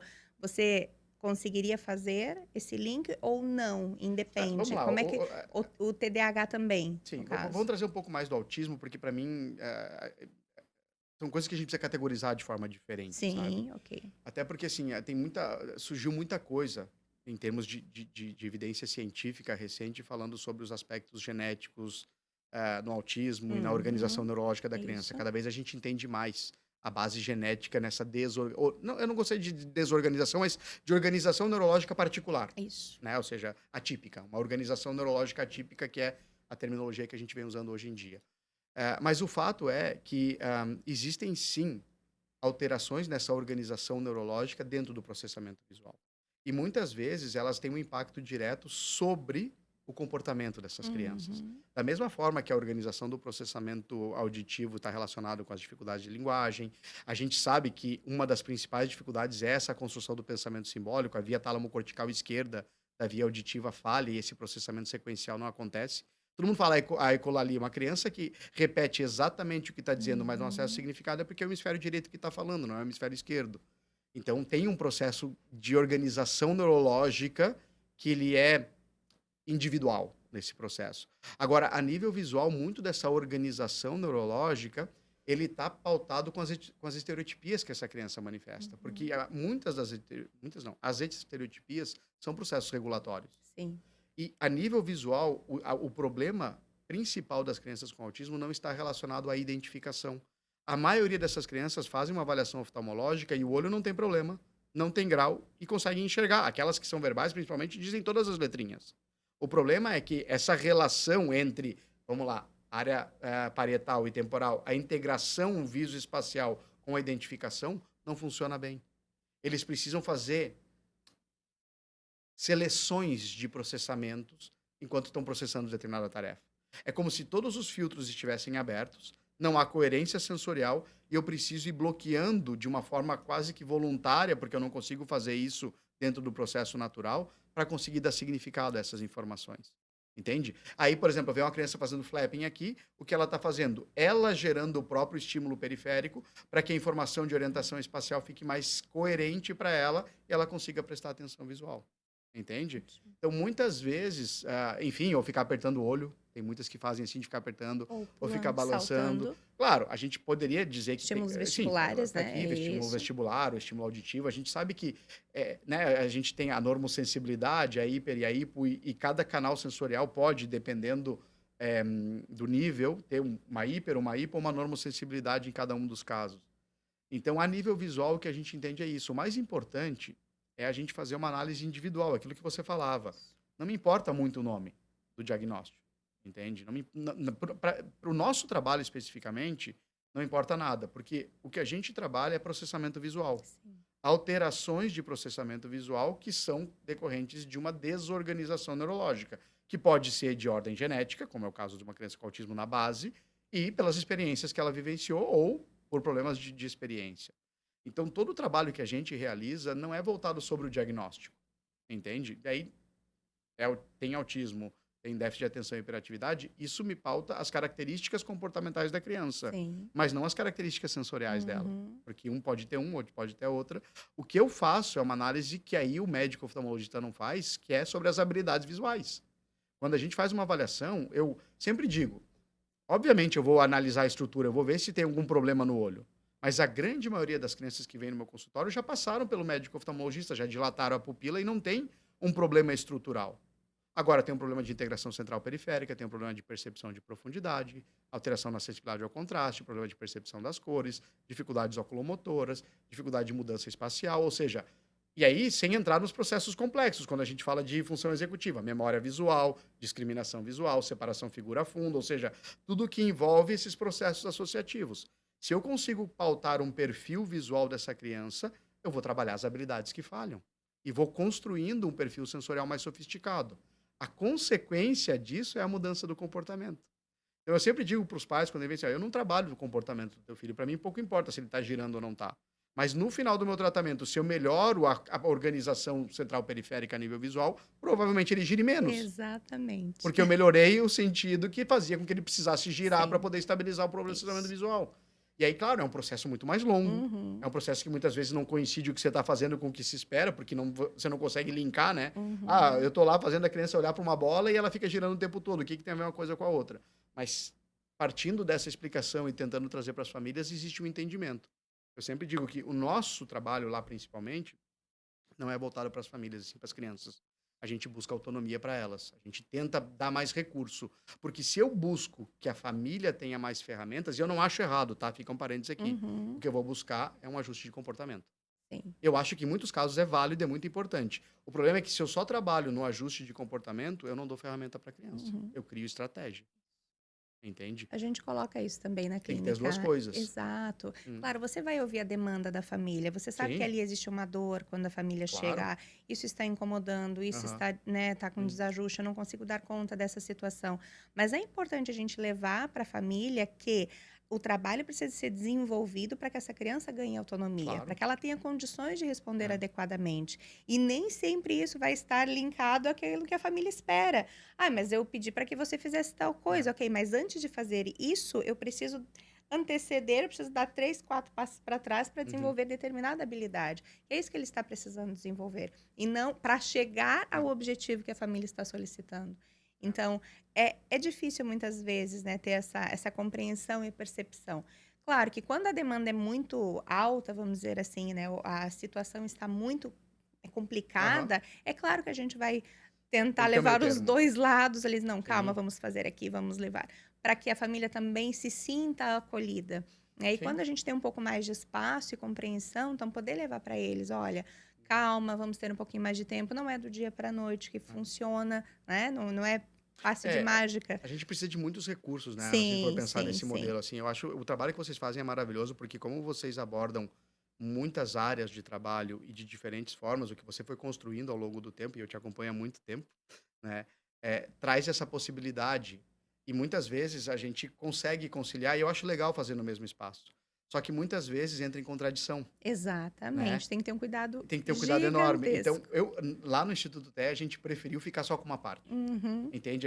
Aqui, e eu sempre deixo muito claro para as famílias, olha, eu acho muito importante ir nos outros espaços que possam te proporcionar essas ferramentas que você precisa, principalmente relacionadas à análise de conduta, ajuste de comportamento, Sim. que olhe para o olhar daquilo que a criança responde. Mas hoje eu entendo que o nosso trabalho, o nosso papel, ou seja, o meu grãozinho de areia está nisso, é de, olha, o que a gente vai fazer aqui é esse processo relacionado à integração sensorial, ao aprendizado das Uhum, habilidades, no uhum. caso visual, auditiva, a integração entre elas, na parte psicomotora também. Mas o problema, eu vejo, é que muitas vezes, ou a grande maioria da sociedade, olha só para o comportamento. Sim, E o meu papel hoje aqui, conversando contigo, era reforçar de novo. Acho que você já sabia, né? Se você me convida é porque você sabe que com é desse lado que eu certeza. falo, mas é isso, a gente tem que olhar para a criança desde a perspectiva da experiência que ela está vivenciando. O comportamento é É resposta. resposta. A gente precisa estar anterior à resposta, o porquê ele está Exatamente. emitindo essa resposta. Exatamente. Então não adianta você trabalhar no que está por fora. Você tem que ir a fundo e É, investigar por que ele está é, emitindo essa resposta. é. É o É, trabalho. Lá na clínica, assim, ó, você diz, né? Às vezes fica difícil, às vezes até antagônico. Ah, fulano trabalha tal é. forma, ou fulano trabalha de outra forma. As coisas vão se chocar. Uhum. Mas dentro das capacitações da equipe, seja o analista do comportamento, seja Aham, o psicanalista, não interessa quem esteja ali enquanto aham. profissional, ele precisa entender de desenvolvimento infantil. Perfeito. Ele precisa saber que a criança tem etapas, ele precisa Aham. saber que o brincar é extremamente importante, ele Uhum. precisa saber que antes da criança falar, ou se expressar, ou emitir um comportamento adaptativo, ele tem que ter recursos para Uhum. isso, e esses recursos têm que ser observados, têm que ser trabalhados, têm que ser organizados, e É. todos precisam falar a mesma língua. É difícil? É difícil. É um trabalho, assim, Eu não posso imaginar. de formiguinha e É. contínuo diário. Você precisa Uhum. estar atento o tempo todo, porque Quando eu faço uma formação, a minha tendência é focar naquilo porque eu fui Claro. formada. Eu sou psicomotricista, Sim. né? Então eu vou trabalhar dentro da minha área. Eu não vou me importar, teoricamente, Uhum. com o que a psicóloga trabalha. Sim. Da mesma coisa, a psicóloga, ela vai trabalhar a área de comportamento, Aham. emoção, enfim. Não vai prestar atenção nas questões motoras, Uhum. né? Então, o que que essa criança, visuais, o que que Sim. essa criança está emitindo de comportamento motor. Uhum. Então, o trabalho de integrar tudo Uhum. isso, é, dá é pano Mas eu para acho manga. fantástico, é muito legal, é muito bacana, sabe? E Os meus quando você cabelos fala, brancos. eu acho que o principal ponto quando a gente fala dos profissionais em si ele ter consciência do que ele está trabalhando naquele momento com o que ele está propondo. Sim. Porque muitas vezes a gente vai para os métodos, né? Ou seja, tem o método disso, o método daquilo, e todas as É. nossas áreas têm métodos. Uhum. E eu acho que os métodos estão ali para facilitar, para você conseguir trazer uma didática para quem nunca fez um trabalho, começar a Uhum. construir uma forma de trabalhar. Eles são válidos. Só que se eu vou trabalhar um comportamento e sei que eu vou trabalhar e estou trabalhando para aquilo, tá tudo certo. O problema é você trabalhar um comportamento achando que está trabalhando uma habilidade visual. Isso. Entende? Aí você não está usando a ferramenta, ou pelo menos o olhar correto para aquilo que você acha que você está ajudando. Uhum. Então, se eu vou trabalhar sobre uma questão da organização neurológica da criança sem olhar para o comportamento, eu tenho que olhar para a habilidade que eu estou trabalhando. E ver qual é o objetivo e pautar isso, entende? Mas muitas vezes a gente quer trabalhar essas habilidades, seja elas auditivas, de linguagem ou visuais, olhando a resposta da criança. A resposta da criança, no final, ela é um indicativo de que as coisas se integraram, mas para que as coisas se integrem, eu tenho que olhar para elas de forma individual. Isso mesmo. E esse é um ponto que eu trago aqui, porque eu acho que é importante a gente ter esse olhar. E, obviamente, cada profissional tem que saber olhar para o seu. Por isso que é importante a gente integrar. Eu acho muito legal isso que vocês fazem, sabe? De conseguir integrar e trazer para o olhar hum, do desenvolvimento infantil, da organização neurológica e não só para a resposta que a criança traz. E por isso que a nossa parceria é fundamental, né? A gente não pode se desgrudar, porque uma Claro. coisa tem que estar sempre ligada à outra. E desde que você, Hum. né, que a gente fez essa parceria bacana, você tem ido lá dar curso para os profissionais, o quanto eles conseguiram ampliar o olhar Uhum. para Nunca mais, nunca os melhor dito, né? processos visuais. Então, Aham. opa, essa criança lateralizando Hum. a cabeça, a Aham. criança. E segura na hora de eu colocar o Olha pé, né? aqui que agora que eu, né, tive Hum. uma lembrança Hum. importante a gente colocar também, acho que você poderia explicar isso com, né, maravilhosamente. As crianças com autismo, diagnóstico de autismo, muitas delas, né, Uhum. apresentam características de brincar Uhum. deitado no Sim. chão. Então, Uhum. fazendo muitas vezes, né, com o Uhum. carrinho aqui, ou Uhum. o movimento todo é na horizontal. Uhum. Tem uma explicação para isso? Como que a gente pode levar Vamos para lá, as famílias e os a profissionais? gente nunca pode generalizar, né, Ana? Ou seja, Sim. é aquilo que a gente falava das escalas, né? Mas a gente pode ter insights sobre isso, entende? Ou seja, Uhum. uma criança que está muito apoiada no chão e está brincando no chão, olhando para o objeto, ela pode ter uma dificuldade muito grande de integração visovestibular. E Sim. aí, quando eu consigo estabilizar um canal sensorial, ou seja, pode ser que colocar a cabeça no chão seja uma estereotipia para poder fazer com que esse canal sensorial esteja controlado de certa forma, entende? Para eu conseguir fazer com que ele tenha menos interferência no processamento visual. Uhum. E aí eu diminuo a carga de processamento neurológico sobre um canal sensorial que está interferindo para poder aumentar o nível de processamento sensorial no canal que me interessa naquele momento. Certo. Eu olho sempre desde essa perspectiva e eu acho que é um olhar importante quando a gente analisa a criança no que ela está fazendo, ela faz aquilo tentando buscar regular o quê? Porque se a gente parte da ideia de que essa desorganização neurológica está relacionada com uma incoerência sensorial, fazendo aquilo, qual é o tipo de coerência que ela está buscando? Uhum. Entende? Às vezes a gente acerta, às vezes não.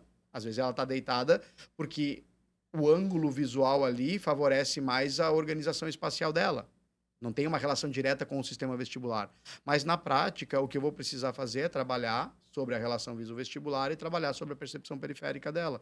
Então, olha como o meu olhar não está para a posição da cabeça, está para o que eu Exato. posso ajudar ela. E aí eu vou propor ferramentas de terapia de exercício, aonde ela vai vivenciar uma experiência controlada, em que eu mudo a entrada sensorial, e aí vem a importância do recurso de um profissional especializado, né? Ou seja, muitas pessoas já me pediram: "Por que você não dá um curso de terapia visual para psicomotricista, para fisioterapeuta, para fonoaudiólogo?" Hoje tem muitos fonoaudiólogos fazendo pós-graduação em processamento visual. Sim. Por quê? Porque a optometria ainda é muito restrita no Brasil e tem poucos profissionais trabalhando nessa área. Então é natural que exista essa demanda social e que as pessoas busquem informação. Ah, eu faço avaliação de processamento, eu faço terapia visual. Só que tem uma coisa na base da minha formação que não tem na base da formação dos outros, que é o conhecimento sobre a luz e o sentido da visão, entende? Então tem os processos sensoriais prévios que envolvem o processo perceptivo. Se eu falo de discriminação visual e discriminação auditiva, na base é um processo perceptivo. Eu estou falando de uma capacidade de interpretação. Agora, quais são as habilidades visuais prévias que eu preciso estruturar para ter uma boa discriminação visual? Como é que um fonoaudiólogo mede a capacidade do cristalino de focar, sem ele ter um retinoscópio para poder medir? Entende? Como é que ele vai fazer um teste de percepção tridimensional sem fazer uma análise com um teste de estereopsia? Sem entender como que funciona a projeção tridimensional. E eu estou entrando agora numa terminologia técnica só para explicar que todas as áreas têm as Sim. suas. Entende? Então, por mais que um profissional que não seja optometrista esteja capacitado para entender de processamento visual, falta a base, que é a base que antecede esse processamento superior. É o processamento de base, de organização visomotora, de organização visoespacial, acuidade visual, percepção das cores, sensibilidade ao contraste, entende? Todas essas habilidades, quando a gente avalia na criança, isso pauta o tipo de exercício que eu vou fazer e a ferramenta que eu vou usar. A vantagem é que eu tenho muitas ferramentas, eu tenho várias lentes, eu tenho prismas, eu tenho filtros de cores, eu tenho uma sala com luz negra com diferentes objetos. Então, colocar uma criança e expor ela para fazer uma brincadeira é o que você fala, é estimular. Eu posso passar, eu ensino para os pais. Sim. Eu já expliquei para vocês várias coisas que dá para Uhum. fazer. Agora, quando eu estou olhando para uma coisa específica do sistema visual, eu preciso desse recurso. E aí a importância de vir uma vez por semana no consultório para a gente poder ir pautando e equilibrando com aquilo que é enviado em casa. Ótimo. Henry, eu tenho alguns questionamentos, perguntas aqui. Aham. A gente estamos quase aí no limite do nosso tempo, Vamos lá. para eu não me exceder, porque senão a gente fica aqui a Não, a tarde gente fica. toda, né? E se você me convidar É, outro dia, eu venho de novo, não tem vamos, problema. óbvio, né? Óbvio, a gente tem muito Eu assunto adoro conversar para. contigo, é muito Então, eu legal conversar com também, é quem. verdade, né? Enro, sobre estereotipias motoras, é uma pergunta Uhum. da Juliana. Sim. Ela é aluna de terapia ocupacional, Uhum. né? E gostaria de saber mais sobre se há realmente Hum. estereotipias motoras Sim. visuais, né? Uhum. E como isso seria trabalhado na terapia Uhum. ocupacional. Vamos lá. Tem uma coisa importante para responder a pergunta dela que a gente tem que entender sobre a natureza do sistema sensorial da visão. Certo. Que de todos os canais sensoriais é aquele que tem uma exigência motora mais sofisticada. Todo mundo pensa que a motricidade fina é a motricidade mais sofisticada. A oculomotora é mais Uhum, sofisticada uhum. e usa mais recursos. Aquilo que a gente falava, dos 3 pares cranianos motores, é só para poder fazer essa tríade, olho, cabeça e corpo. Sim, Então, para eu ter uma boa capacidade sensorial, isso significa não só a fixação em você, mas a percepção do espaço, e aí todos os processamentos visuais que vêm na sequência, citando de novo algum deles, percepção de profundidade, percepção das cores, contraste, movimento, velocidade, ou seja, tudo que antecede a identificação, ou seja, o processo superior, ele depende de uma organização motora. Porque se eu não tenho uma boa organização motora, a entrada sensorial falha. E se a entrada sensorial falha, a resposta motora falha. Um parêntese. A maioria dos estrabismos, que é um problema motor, ou seja, o olho que está torto, ele é de ordem sensorial e não motora. Aí vai no médico para cortar o músculo, né? Mas enfim, é um problema sensorial. Eu não consigo construir sensorialmente a binocularidade e eu entorto um dos olhos para ignorar aquela informação. Então, muitas das estereotipias motoras estão pautadas nessa relação sensório-motora exclusivamente do sistema visual.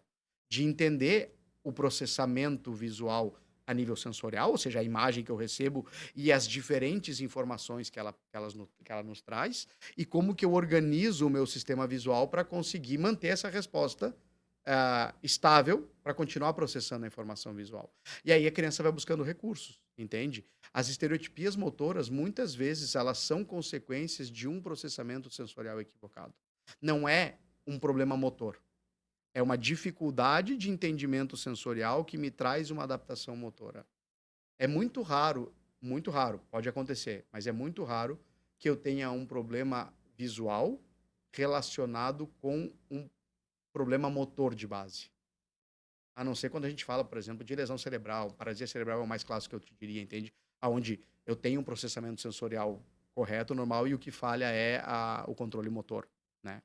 Mas a grande maioria das crianças, principalmente com transtornos do neurodesenvolvimento, a gente tem um problema de organização sensorial de base que traz como consequência uma estereotipia motora.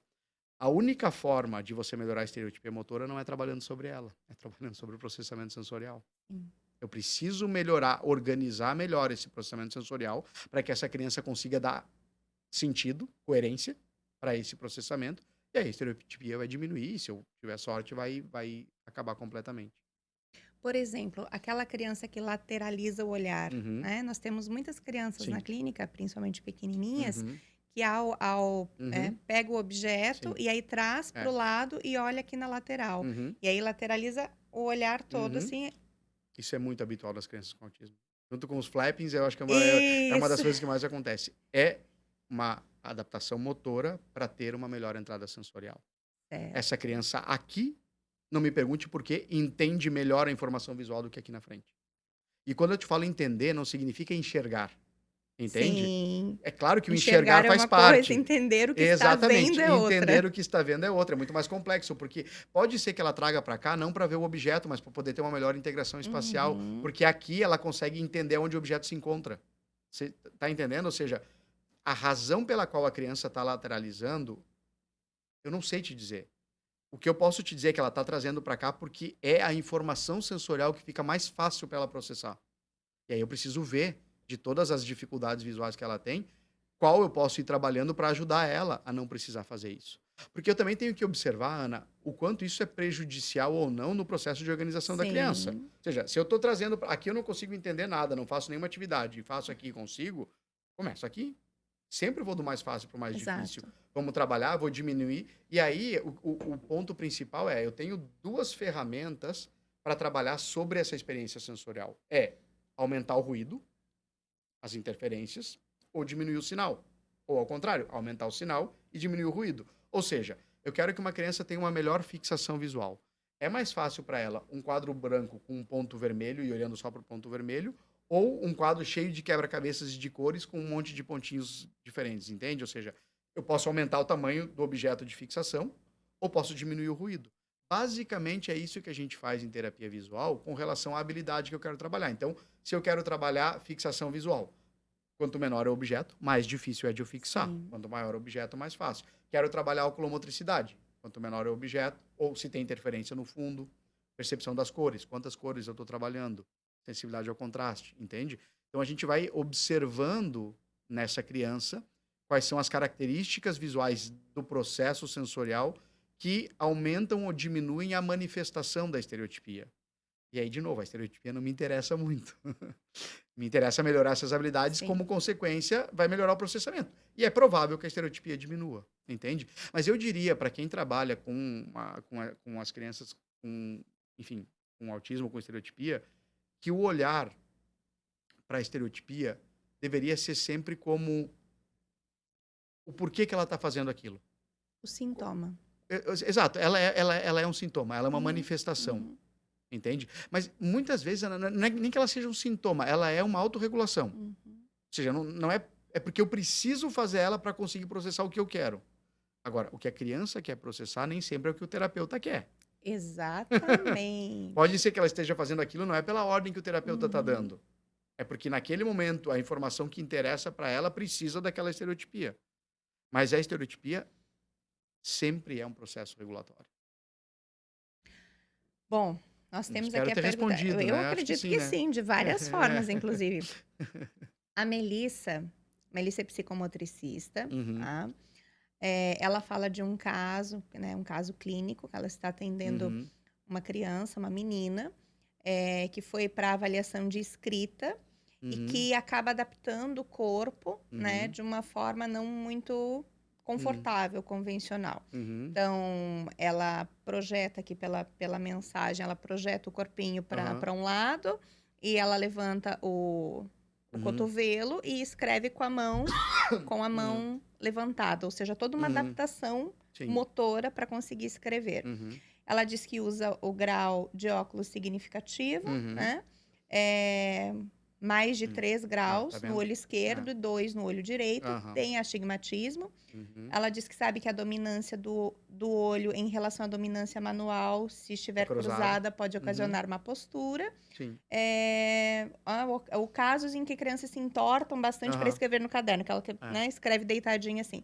Neste caso, ela não entorta o caderno, mas compensa, Aham. né, no corpo. Na avaliação apareceu destra completa, inclusive, né, o Uhum. O olhar. olhar. A pergunta é: com grau alto de astigmatismo, Aham. grau do óculos estando adequado, ainda assim a criança poderia desenvolver compensações posturais para escrever?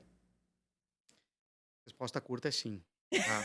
Mas eu posso dissertar um Tem pouco mais mais sobre aqui. isso. Deixa eu Se só sim, ela diz, se é, sim, aham. sendo lateralidades contrárias de Hum, dominância olho-mão, hum, o ideal para esses casos de má hum. postura e compensações é exercitar o olho não dominante de alguma forma? De forma alguma. Não, em absoluto, tá. Hã, a gente poderia entrar em lateralidade, especialização hemisférica, falar de dominância ocular e manual.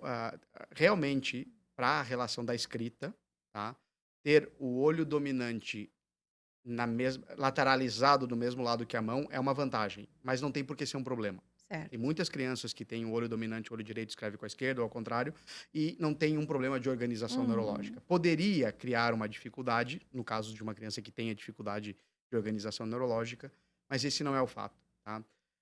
Quando a gente fala de astigmatismo, fala de grau, ela se tiver compensada de forma correta.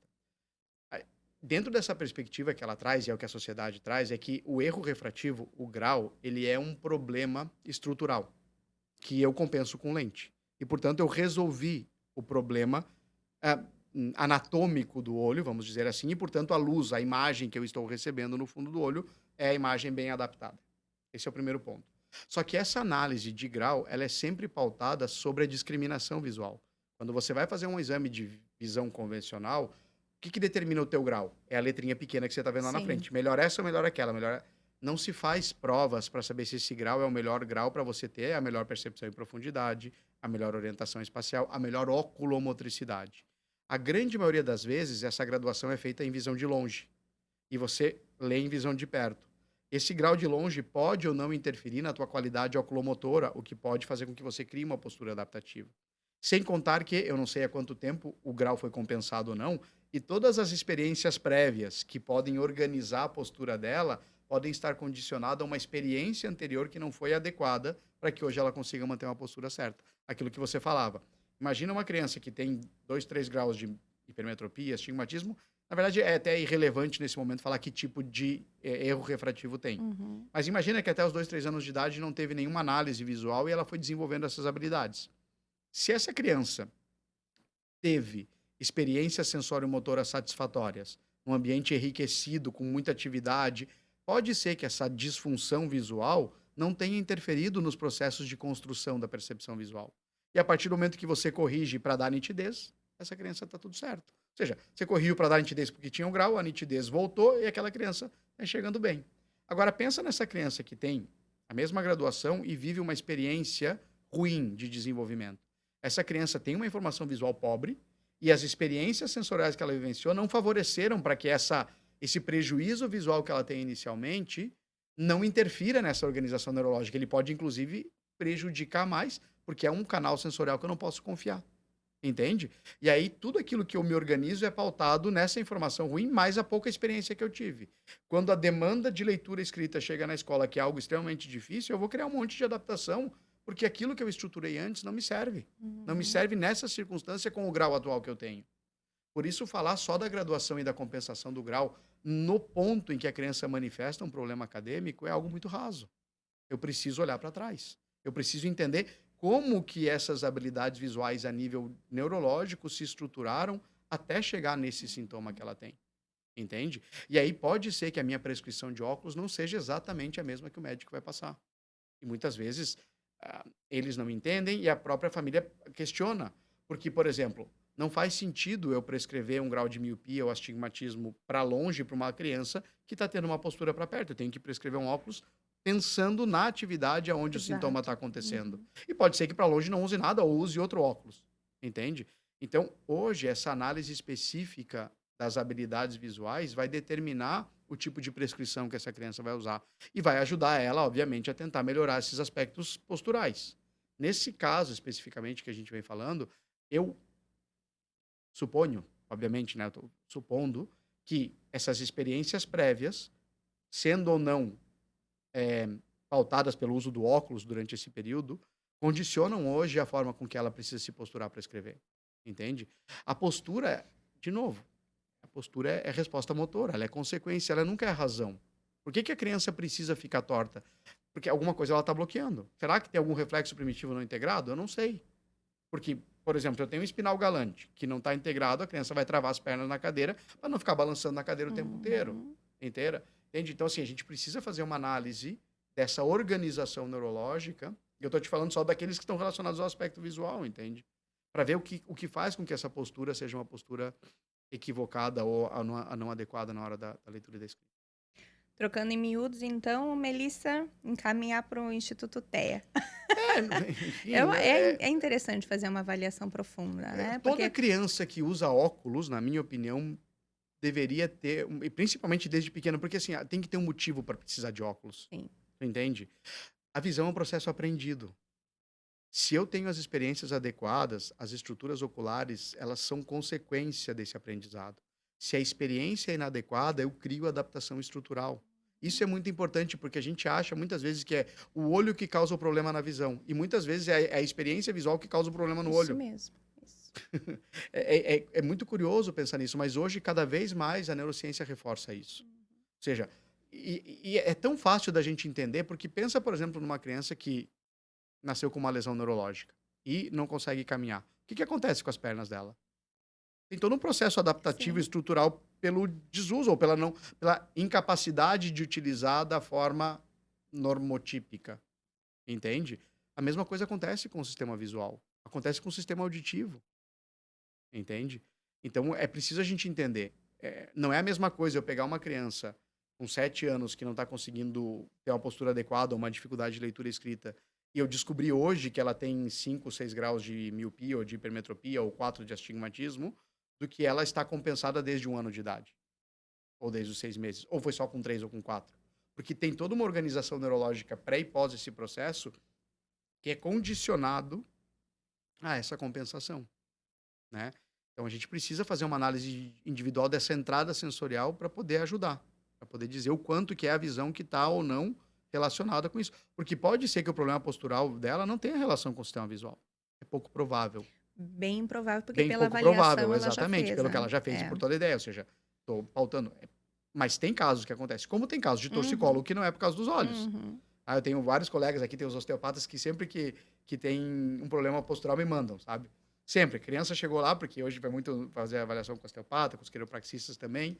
Vai lá no Enro para ver. E muitos deles eu identifico que tem um Uhum. problema, enfim, um desvio vertical que acaba gerando compensação de cabeça, problema assim, e outras vezes não, né? A gente precisa entender a razão Tipo a do minha problema. que fica É. assim o tempo todo falando. Depois a gente analisa isso. Que bom. Enro, tem muitas perguntas aqui relacionadas às telas, Uhum. que idade que a criança pode ser exposta à tela. Bom, a gente já respondeu É. tudo isso, né? Eu vou fazer um resumão bem rápido, pode ser? Vamos Vamos lá. fazer, porque tem bastante perguntas Só para relacionadas às resumir, para virar telas. corte depois, assim, Certo. ó. De 0 a 2 anos, evite Zero. telas. Zero telas. Isso não significa que, se você precisar esporadicamente, utilize como um recurso. Sempre utilize a tela mais distante, em qualquer idade. Se pode escolher, a mais longe.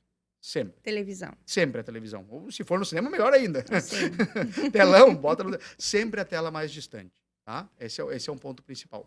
Quando for usar celular e tablet, cuidem muito a distância. E a Muito. postura, né? A postura, sim, mas com relação à visão, a distância tem mais prejuízo do que a Uhum, postura. Ou seja, ok. se a criança está no sofá de cabeça para cima, talvez traga um problema a nível postural, de integração viso-vestibular, mas, enfim, eu não acho que seja um problema relacionado diretamente com o processamento visual. Agora, Ok. você usar a tela muito perto, que é o que acontece na maioria das vezes pelo tamanho da tela e pelo som, faz com que o teu sistema visual ele exerça um esforço físico nos olhos que acaba gerando muito mais cansaço. E esse cansaço de forma repetitiva gera adaptação, certo? Então, o ideal a gente chama de distância de Harmon, que é a distância do cotovelo até o punho fechado. Perfeito. Daqui para trás é uma distância segura de uso em visão Então, eu tô com próxima. uma distância segura aqui. Exatamente. E apoiado, fantástico. Se Ótimo. você pode. Os meus filhos nunca seguraram o celular para assistir vídeo. Eu apoio e eles ficam sentados no sofá ou na mesa quando vão usar o celular. Claro que se vai jogar, você vai segurar na mão. E aí tem a questão da distância. Mas, em geral, apoiar numa distância segura, daqui para trás melhor. Tá? Aí você tem que ver o tamanho da tela que você está usando. Dos 2 aos 7, 8 anos de idade, olha, somando todas as telas, vamos ser assim um pouco flexível, 2 horas e meia. Faça a gestão desse recurso por dia. Ah, final de semana quero assistir um filme, vou assistir um filme de 2 horas e pouco, tá bom, assistir um filme e deu. Durante a semana quero meia hora de manhã, é muito melhor fazer meia hora de manhã, 30, 40 minutos à tarde, mais 15 minutos à noite, do que fazer 1 hora e meia, 2 horas seguidas. Exato. Até para a família poder separar esse tempo que precisa Uhum. e para a criança não ficar exposta repetidamente àquilo. Muito importante, compense, de certa forma, essas horas de tela com atividade ao ar livre, com atividade que seja produtiva para a criança e que traga benefício. Então, se a criança precisou ficar 1 hora e meia na tela naquele dia, pelo menos mais 1 hora e meia fazendo atividade ao ar livre, brincando em espaço aberto. E não é só uma atividade longe da tela, ao ar livre. A gente perdeu muito esse costume de estar em espaço aberto. As relações espaciais em espaço aberto são completamente diferentes das relações espaciais em ambiente fechado. Sim. Eu posso estar olhando para longe dentro de uma sala, olhando para a janela, mas eu não estou interagindo com os objetos da forma que eu estou quando eu estou num parquinho, quando eu estou andando na rua, quando eu estou na praia. Então, são atividades que envolvem um processo perceptivo que é fundamental para a organização dos mapas espaciais. Então, coloque como parte do processo terapêutico da criança. É ir para a praia, é ir brincar na piscina, é andar de bicicleta, é jogar um futebol, é ir brincar no parquinho, pelo menos 2 ou 3 vezes na semana, de 1 hora, 1 hora e meia. Isso otimiza o período em que ela não pode fazer esse tipo de coisa, já que a sociedade hoje vive desse modelo que a gente tem. A partir dos 12 anos, a gente pode ser um pouco mais flexível. Todas essas estruturas já estão mais consolidadas, neurologicamente a criança já está bem estruturada, e aí a gente pode ser um pouco mais liberado, mas sempre tentando fazer essa compensação. Não deixa a criança ficar o dia inteiro, todos os dias, só dentro de casa, na frente do computador ou na tela. Crie circunstâncias para que ela possa vivenciar a experiência do espaço aberto. É isso que eu tinha para trazer sobre as telas. Maravilha. Bom, Henro, vamos encerrar então esse primeiro, né, bate-papo que a gente vai ter, porque a gente tem muito assunto para falar a respeito de desenvolvimento infantil, a respeito sobre os processos visuais, processo de organização neurológica, tem muito assunto aí pela frente. Hoje a gente deu um pouquinho mais de pauta para as questões, né, relacionadas ao autismo, temos aí o TDAH para falar, temos as crianças com síndrome de Down, pessoas com síndrome de Down, paralisia cerebral, tem muita coisa para a gente discorrer aqui nesse espaço, que já é aí uma casa tua também, para você se sentir à vontade. Quero, né, contar contigo para isso, assim como a gente conta lá na clínica, e agradecer por todo o teu carinho, tua disponibilidade prontamente. Bora aí, bora, vamos lá. Então, a gente continuar a poder levar isso para as famílias, né, e para profissionais da área da saúde também, da educação, a importância de nós estarmos atentos, não só para aquilo que é palpável, que é visível, né, mas para aquilo que está por trás também de todo o sintoma, da resposta que muitas vezes não é adequada das nossas crianças na escola, em casa, no ambiente social, frente a uma tela, enfim, termos esse olhar realmente amplo para o desenvolvimento infantil, um olhar carinhoso e respeitoso também para os processos do brincar, principalmente no ambiente livre, né? Na natureza, Sim, no espaço exato. aberto. Então, obrigada mesmo de coração. Vou deixar você fazer o teu encerramento Ah, também. Eu que agradeço de verdade. É sempre um prazer enorme conversar contigo. Eu acho que desde o primeiro momento que a gente começou a conversar, a trocar figurinhas, a gente criou enfim, uma afinidade, uma parceria. Verdade. Eu vejo que é extremamente genuíno todo esse trabalho que você faz, essa confiança, esse carinho no meu trabalho, sabe? Eu fico muito, muito feliz por enfim, por essa atenção, por esse carinho, por me convidar. Eu estou sempre à disposição, conte sempre comigo. Eu acho que a parceria que a gente tem vem de longa data e É por mim, vai verdade. continuar durante muito tempo. Amém. Vai sim. Muito obrigado, muito obrigado. Espero que tenha trazido informações relevantes para as pessoas. Valiosíssimas. E Uma que... aula. Uma verdadeira aula. E é isso, eu fico à disposição para quando você quiser. Muito obrigado mais uma vez pelo Amém. convite. Obrigada. Obrigadão. Gente, nós vamos encerrar então o nosso segundo episódio com essa aula que o Henro trouxe pra gente. É sempre um prazer, eu aprendo muito com o Henro, sou muito fã do trabalho do Henro, do Instituto TEA.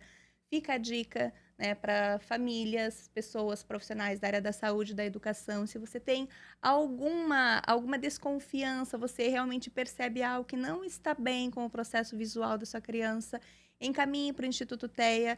Tá na descrição do vídeo, depois vocês vão poder ali linkar no Instagram, telefone, contato, site, para que vocês tenham esse benefício de poder contar aí com o trabalho do Henry, da equipe dele, que é uma equipe de excelência, a Marta também maravilhosa, são nossos grandes parceiros aqui no Instituto, para que as nossas crianças tenham realmente o benefício de ter pessoas de qualidade, profissionais de excelência de qualidade dentro do seu processo de desenvolvimento, tá bom? Então, ó, um beijo, obrigada e vamos lá. Tchau, tchau. Valeu. Obrigadão, obrigadão.